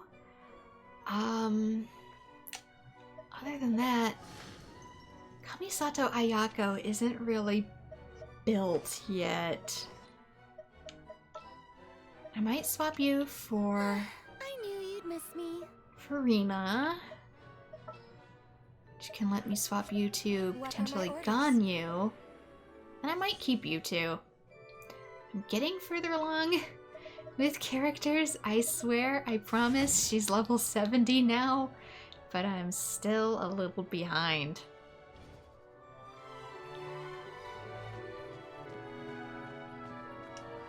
Gonna play some chess together? Is that the Hexen Circle's trial? Welcome, one and all. Please sit wherever you like. It's been a while since I've played chess, but I'm great at checkers, or draughts, as it's called in the UK. So, no unspoken rules to be aware of? I don't want to unwittingly park myself down on some important lady's chair. I highly doubt anyone's going to mind where you sit, Lord Barbados. But thank you for being so considerate. Jean didn't fancy tagging along? We didn't want to do an accidental Alice in Wonderland. A lot happened in the city today. If she left, there really would be no one around to lead the Knights of Favonius. All right, never mind. I was just hoping to treat her to some tea.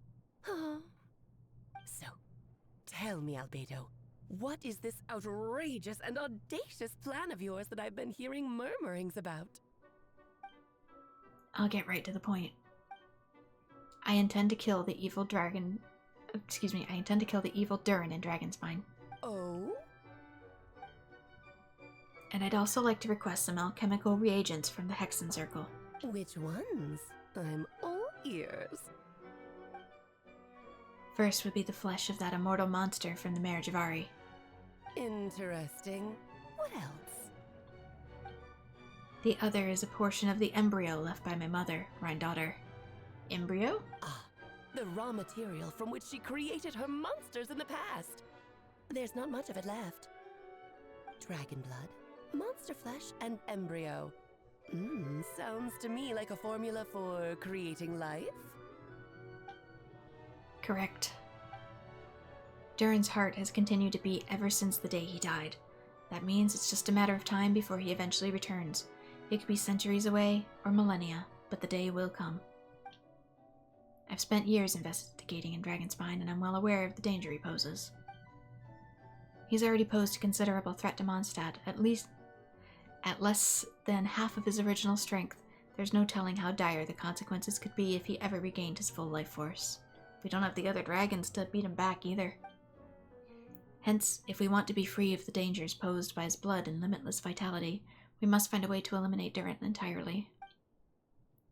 Unfortunately, Durin is a special entity. Even after death, he could reawaken at any moment. So the solution is to kill him and then resurrect him in a different form. Upon resurrection, he will no longer be the creature he once was. In fact, he will no longer be a monster at all, because I intend to transform him into a human-like being. During the summer, Klee and I visited a fairy tale world we called the Similanka. It was created by mages from the Hexen Circle, so I'm sure you know of it. Of course. It was even the home of one of M's children the other day. Oh, I see. It was during that journey that I learned, with certainty, that Durin would return to life one day.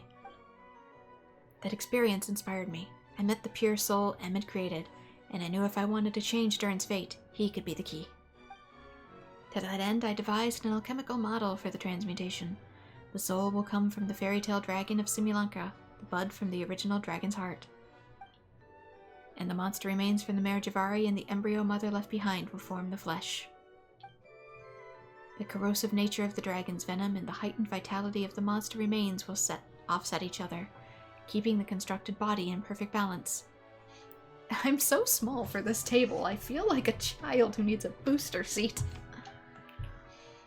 A powerful side effect can be triggered, and when festering forces and life energy collide, in an alchemical setting, the results are sure to be nothing short of astounding. The glint in your eye when you talk about these ideas. You really are your mother's child. Do you see that as a bad thing, Aunt Alice? Of course not. To me, you're both extraordinary individuals. I find you fascinating. In any case, now I see why you asked Venti for help. The raw materials you seek are extremely valuable. The misuse of even the tiniest amount could cause unimaginable chaos. That said, we're happy to give you what you need. But there is one condition. You need to prove you can wield them. And so, you must pass the Hexenzirkel's trial. I understand. I figured something like this might happen. That's why I asked Lumine to come along. I'm joining on this thing? You're not even going to try to talk me into it? I can think of no better partner for such an endeavor. So you know our tricks, huh? Aunt Alice has always loved a spectacle, any chance to witness friends come together to support one another. Well, success means little if you have no one to celebrate it with, no? Although, I'm afraid dear Paimon will have to sit this one out. What? Why? The Hexenzirkel trials are no walk in the park, my dear. Besides, I already decided on the structure. There's only room for 2 participants, I'm afraid. No more, no less. You understand, don't you, Paimon? Oh, don't be too angry with your dear aunt.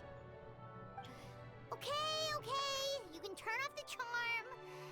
Paimon will stay behind. Thank you for being so understanding.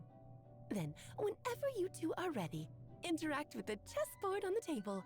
It will guide you through the trial. Then let's make a formal request. Will you go through the trial with me? Of course. Are you ready? Just about. Then, my dear children, get ready for a taste of the Dodo King's magic. I wonder if it takes me with the party I have. Maybe. I'm kind of having double thoughts. I've already played Alice on my channel.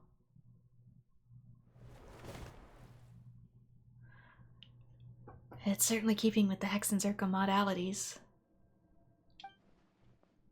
We've been shrunken down to chess piece size. She looks real ominous like that. Whoa, you're so tiny now.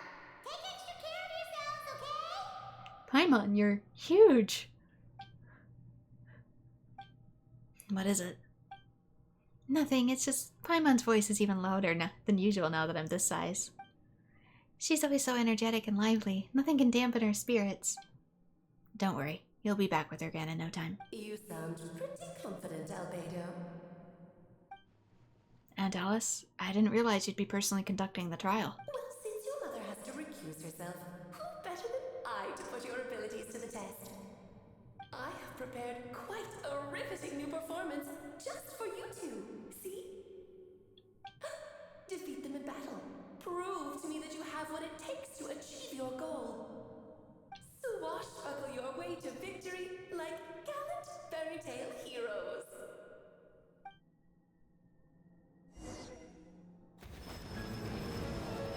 Alright, chess game, the King Piece. Shower me with praise. Whoa! Everyone hold hands. New boss. The Temple of Wisdom. Here you are. Feel this ancient power. Come at the beam. Not the one who plays at chess games.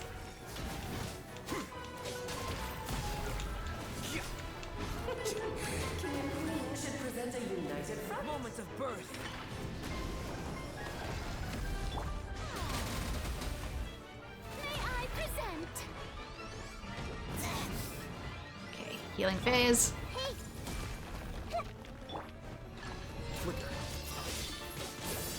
I was gonna say bad. Hello? Oh, there you are. I didn't realize you were down. The show begins.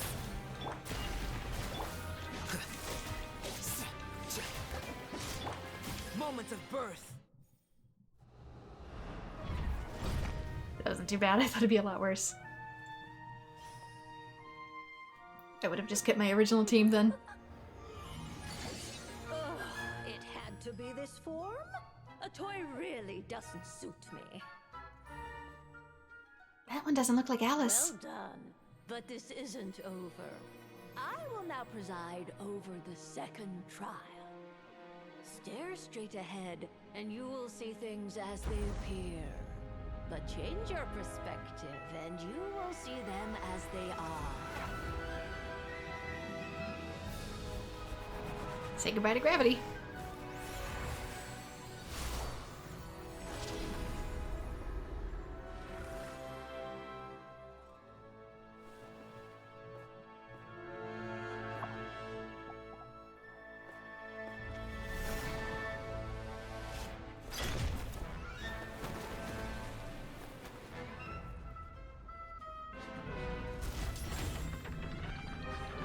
I was gonna say, there's no way it was just gonna be that. The king and queen have emerged.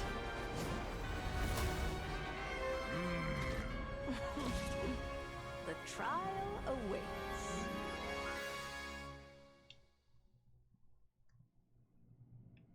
Only by turning the world on its head can we see its true colors. So, it begs the question, what do you see on the other side of this chessboard? Pawns earned true freedom the moment they gained legs with which to run. So, in the spirit of Rhine-daughter, I prepared a little surprise for you. No need to thank me, of course. Just a small gesture of kindness from me, Barbeloth Trismegistus, to you. It is time to slay our foes with blood! Oh, Albedo, you're always so charming and delightful. Unlike my own student, she can be so full of herself. I do wish she'd take a leaf out of your book. Moments of birth. Oops. I got a little distracted there. I was giving them a chance to talk, okay? Moments of birth. This team can annihilate fast if I'm not careful. I was absorbing lore, excuse you. Kiss my dearest. I guess I'm not doing the reactions, I have to read in the wrong form. Oops. I thought I had memorized. No touching. May I present?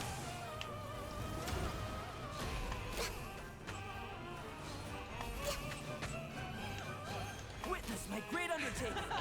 Whoa! Continuously trigger frozen again. Born of ice and frost. Do I have my super? No, I don't. Got it. The moment of birth has arrived. So it works out a little better when you're not distracted by the text and waiting for them to finish. Well, Purgus game. Which is game. It's German. Thank you, Madoka Magica. Yes, very well done. We did it. Oh, they've grown up so fast. I'm so proud. Really? Well then, I'll leave you to debrief the others about today's events. Huh? You're leaving already? You did marvelously today. I'm thrilled for both of you. And should you feel the need to gloat profusely to that student of mine so she knows to up her game, be my guest. Lovely tea party. But that'll do me for now. Until next time, my dearies. You're just going to up and leave? Barbie? You'll have to forgive Barbara, love. She's always on the move. And she never says where she's going either.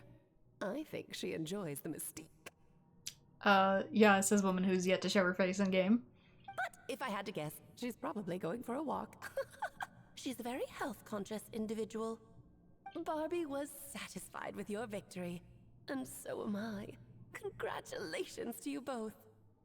You can come back now. Oh, whoops. I need to turn you back to normal first, don't I? I can't remain small forever. I'll have to teach Paimon how to fight. You're finally back! Great job! You made it all look so easy! Nice to have you back safe and sound. Now time to relax and switch off. You've earned it. Thank you. Felt pretty good to beat the trial. Once you've rested up, let me know when you're free, and we'll head to Dragonspine. To deal with the Dragon of Dragonspine, right? Indeed. The sooner we deal with Durin, the better. Nice to have you back safe and sound. Now time to relax and switch off. You've earned it. Okay, I'm gonna put my regular party back if you don't mind.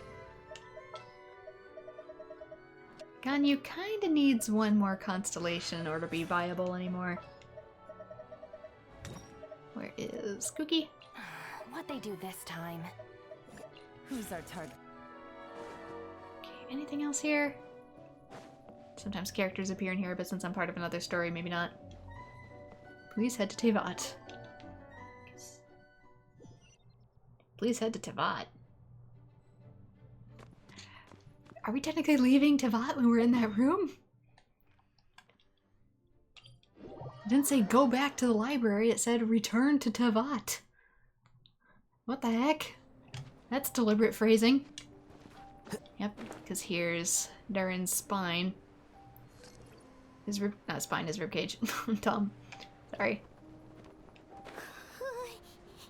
Yep, this place is as freezing as ever. Paimon's hands are turning to ice. Want to climb into my hood? You sure? Is it warm in there? It should take the edge off and it might improve your mood, but I recommend finding a heat source. I think that's what he said. I'm not entirely certain. I couldn't see it in the stream preview, it was too small. Okay, it's underground somewhere.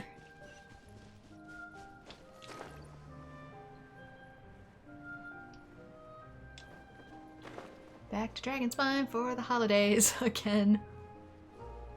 Keeps happening. Back in the mountain again!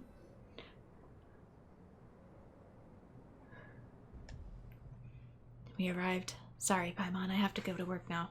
Still beating away after all this time. I told you that's what that was. Leave it to me. You two stay on guard.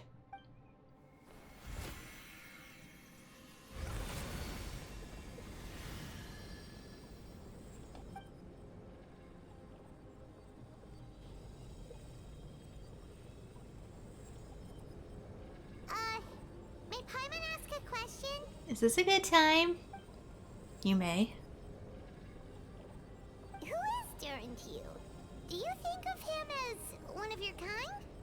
And is he a dragon, person, animal, or monster? From an alchemical perspective, we're both artificial creations. But biologically speaking, we have no relation whatsoever. So to say we are kin would be categorically incorrect. Sounds like you prefer humans to dragons then. It's not so much a matter of preference. Rather, as things stand, I would say I belong to the class of human, albeit a unique category thereof. But then again, most forms of life in this world possess some unique traits. Wait until you see how many aliens there are, Albedo. I'm perhaps the most unique among humans, in that I'm the only one of my kind. But soon there will be another just like me, assuming this alchemical project proves successful. I believe Mini-Durin already told you of his intent to replace the Durin of Dragonspine. After my conversation with him, he also expressed a strong interest in becoming human. It's a fascinating prospect, to mention an extremely challenging one, but I understand why he came to that decision. Do you see this as an act of creation? Well, understood in the broadest sense, this project deals with both the past and future, and stands to profoundly impact many lives. That primarily is what makes it worthwhile. Helping Mini-Durin become who he wants to be is a secondary consideration, though still a meaningful one. By contrast, my personal motivations are nothing so grand and meaningful. I'm just pursuing something I believe in. In my view, to cultivate life, which the world cannot generate erogenously to cultivate the world itself. Whatever aids life in attaining a greater level of perfection improves the world by doing so. It's not a question of whether this ought to be done or not, merely whether I wish to. The alchemical enterprise is conquered with deciphering and comprehending all forms of knowledge. That is the path I walk. Of course, that's not to say that this is just a science experiment to me.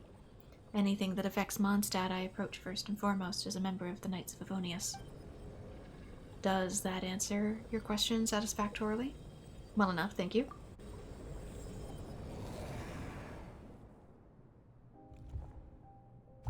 Finished. It's beating. Looks like a golden energy has encased the dragon's heart. He gave it a core. The whole heart would be too big. I don't need that much. Instead, I've just removed the core. The rest will soon lose its vitality completely. This time, Durin's body should finally die for good. Wait, but in that case, what's gonna happen to the fake Hertha? And what about the people who fell under Durin's influence? The Knights will keep an eye on them, but as far as I'm concerned, eliminating Durin's influence on the citizenry and creating a new Durin through alchemy are one and the same thing. Armed with this heart, I'll be able to complete the alchemical array and deal with all these issues in one go. Alright, so the cave is forever changed. Get another material here. Return to Mondstadt. After a while, I guess there'll be... Well, it'll stay in the game's lore, but the stones, the little bloodstones, would eventually go away one day. Maybe not in-game, but lore-wise.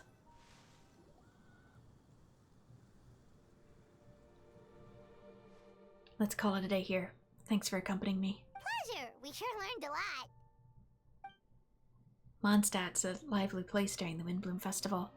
You should take a look around and pick some nice souvenirs for yourselves. Oh yeah, the festival! Wonder who the Windbloom Star is gonna be this time. Well, we've been too busy dealing with this situation the entire time. Who else would be free to work during the Windbloom Festival? I'm sure we'll find out on the day of.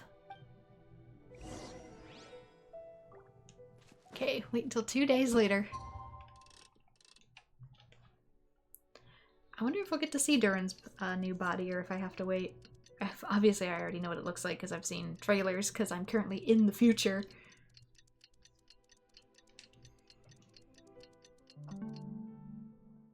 The Windbloom Festival is about to begin! Let's go check it out!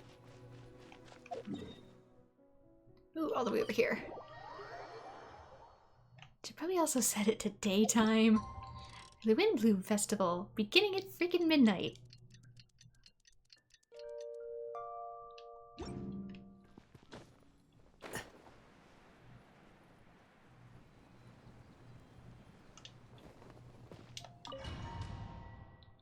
Yeah, they must have kept this locked. Because it's the Windbloom form of the town. As you all know, during this year's Windbloom Festival, the people of Mondstadt have banded together to defeat several waves of monsters that tried to invade our city. Accordingly, we would like to award the title of Windbloom Star to someone who made an outstanding contribution to the defense operation.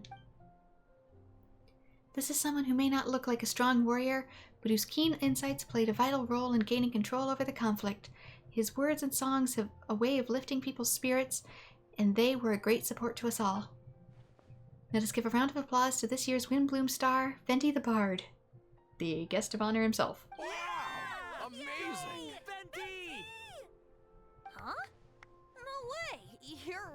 pick me? Does it break the universe or something? Why not? You're the perfect person for the job. Alright. Does that mean I get unlimited free drinks at the tavern?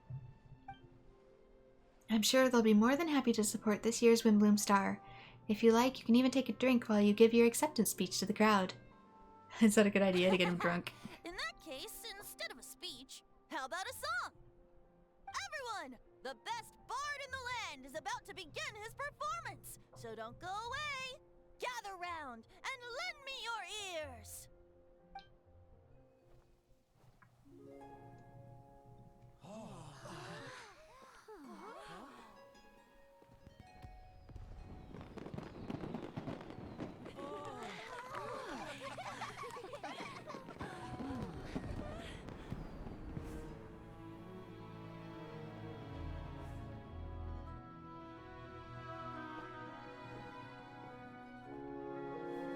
Is that our Albedo? I hereby exercise the prayer of formation.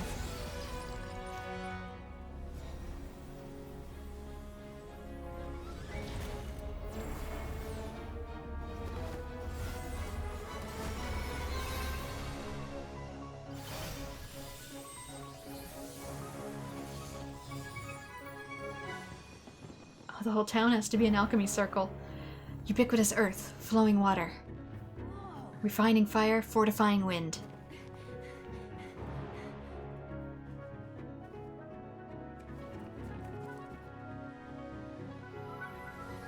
Traverse the 18th worldly and 20th passage.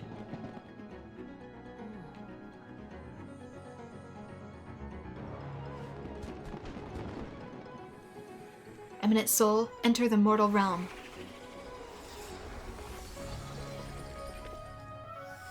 Elevate festering flesh into sacred blood and bone. O sages, witness my grand endeavor.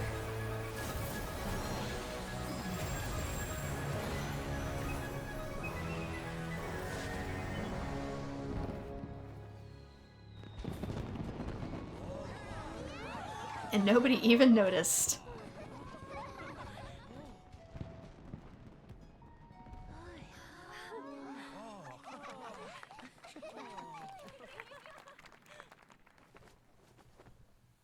How was it? Not bad, right?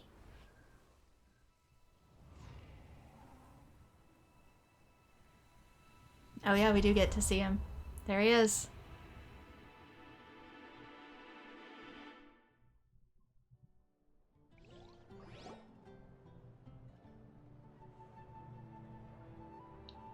Albedo, how did everything go? Oh no, we didn't check on him. Very smoothly, I'd say. We'd achieved our goal. Really? So Mini Durin looks like a human now? Correct. However, his newly formed body is still stabilizing. We should give him some time. Incredible work, Albedo. I graciously accept the compliment. It really is rather remarkable what we've accomplished. So, how do you feel right now? Quite good. I did what I set out to do and achieved a personal goal. I think even she would have made a rare facial expression had she seen it. She? My master and mother, Gold, Rhine-daughter. A long time ago, she sent me to Mondstadt with the instruction to complete a task of monumental importance, to find the truth of the world. I had a theory about what she meant, and in that time I was able to corroborate it. Sure enough, finding the truth of the world basically stood for getting a life. That might be easy for most people, but for someone like me, it meant doing a lot of learning about a lot of things. I had to find out about myself and the world around me, get to know me, and get to know other people. Life is the space that exists between me and the world. To become truly human, I had to inhabit that space. So for an artificial human, finding a life is, in some sense, equivalent to finding the truth of the world. So that's what she meant, huh? Well, no wonder those monsters wanted to infiltrate the city and replace you. They wanted your life for themselves! Being alive is just existing, but having a life is what makes you truly human. I think that's the message she wanted to get across to me. Still, I found the whole series of events has given me some new inspiration. Becoming human is only the beginning. What follows is the choices a human has to make in life, as well as the kinds of family bonds they will form. Most people would probably see the events of the last few days as something out of a nightmare, but for me it's just part of my family life. I fear the carefree existence of my brother has enjoyed this far will now come to an end. Just like me, he will have to step into the world and face the same constraints as everyone else. You've got an unusual family, that's for sure. Paimon, don't be rude. Besides, we don't even know what you are yet. Well, I suppose I get it from our mother. She's highly unusual. There's all kinds of families in the world. Some base their life around the family store, others around the farm. In my family, I suppose we tend to the flower beds. Just very special flowers. And now, I'm a gardener too. As long as you feel like you've gained something from the experience. Master never showed it on her face. But if the Hexen Circle knows what I've done, that means she knows as well to give her approval.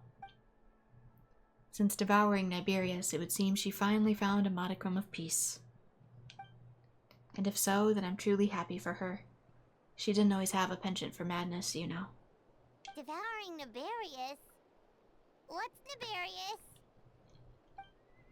It's the name of the ruler of life. What?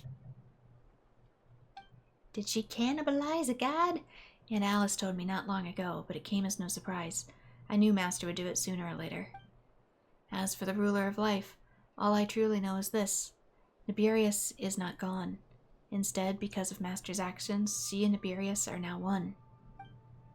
In any case, thank you so much for your help during the ordeal, and for choosing to stay by my side through it all.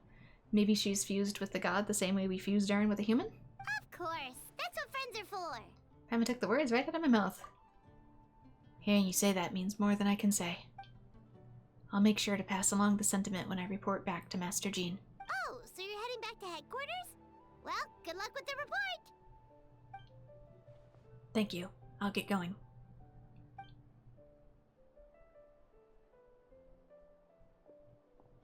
Wow, this Windbloom Festival turned out to be a special one. It feels like we really made a difference. Oh, Paimon almost forgot. If the Windbloom star has already been chosen, what is this year's Windbloom gonna be? Wanna take a guess? Dandelion for your wine, sir? Venti! You're back! Well, I couldn't keep my two dear friends in the dark about this year's Windbloom, now could I? What do you think of the Cecilia? It's quite fitting. I think that's what I put that year as well. I don't know if he's mimicking what I chose or if it really is because it's his ascension flower. The true feelings of the prodigal son. A sentiment as sweet and warm as a gentle spring breeze. Perfect for the season. I mean, it is in his hair or his hat. I can't really tell. Traveler, give me your hand. The mages are very pleased that you and Albedo managed to pass their trial. Albedo received the materials he sought, so you deserve something in return as well. The Hexen Circle wants you to have this. It contains something entirely one of a kind, a secret of sorts. When the time is right, it will reveal itself to you. So no need to open it right away. Wow, a gift and a mystery all in one! The mages sure love their secrets, huh? According to the sender, you are probably the only person who could make use of something like this. So I suppose it belongs with you. Alright, thanks. Well, all I did was deliver it. Although, I did go to great lengths during this whole ordeal. I suppose a reward for my efforts wouldn't be out of the question. You've helped a lot, Venti. How about we treat you to a drink? Really? Oh, I'll hold you to that, you know. No going back on your word. Of course, Dad! Let's go to the tavern right now! Paimon just wants snacks. Music to my ears. Oh, I'm so happy I could fly. Oh, it's like this festival was made for me or something. When no love remains for the songs to tell, the world becomes naught but an empty shell. Cruel is said fate, cruel it may be, were it not for a hero who could set us all free. Through shadows so cold, he saw wisdom untold, chasing a fragrance the wind only knows. Thus wistfulness waned and faded into night as he stepped from the darkness and into the light. Interlude chapter, Act 6, 4. I can read. I promise I can read. Complete. Act 4, complete. Sorry. Okay, so Windbloom is no longer ongoing. So I kind of wonder if, as a result, the characters probably aren't still around to interact with. I don't know if they would have been had I done it on time either, so yeah, they're not here. There you go. Paralogism is done, and that means this may actually be the final video in the playlist for the Natlan playlist. We'll see. It might not. I might do Miliastra Wonderland in between there, but I don't entirely know how that works. And as a result, especially since, you know, I kinda gotta make it its own thing, we'll see about that. I should probably do it tonight too, technically. I'll make it its own separate video. I'll just go on pause, seeing as the blizzard's probably gonna knock my power out. How many days do I have left? 4 days. I don't trust that. I don't trust that, so. Did he actually give me a physical item to look at? Is there a thing? There is. The Wonderland Cosmosphere. One of the keys to Miliastra Wonderland, this glittering crystal ball, adorned with star-shaped gemstones, was bestowed as a reward for passing the Hex and Circle trial. According to the one who presented it, it's not something that an ordinary person can master. Yet a witch known as Octavia has been observing you and Paimon for some time. She has witnessed you overcome countless trials and dangers while displaying a natural curiosity and courage, and showing remarkable creativity beyond the realms of mere adventurers. For these reasons, she considers you the ideal candidates to become the new masters of the Miliastra Wonderland. Octavia firmly believes that together, the two of you will be able to lock the full potential of this wondrous world. So that, this is where I'm going to leave this episode. The banner is currently still on Arlecchino, so when I come back, we can begin Miliastra Wonderland, and I'm not sure how all that works. If that gets its own Genshin playlist, depending on how it is. If it gets categorized as a totally separate game, I don't know. But we'll figure it out when we get to it, I guess. So for now, this is where I'm going to call it. Thank you so much to everyone who has joined. Like and subscribe if you want to see more Genshin Impact. And I hope to see you all in future videos and streams. Bye-bye.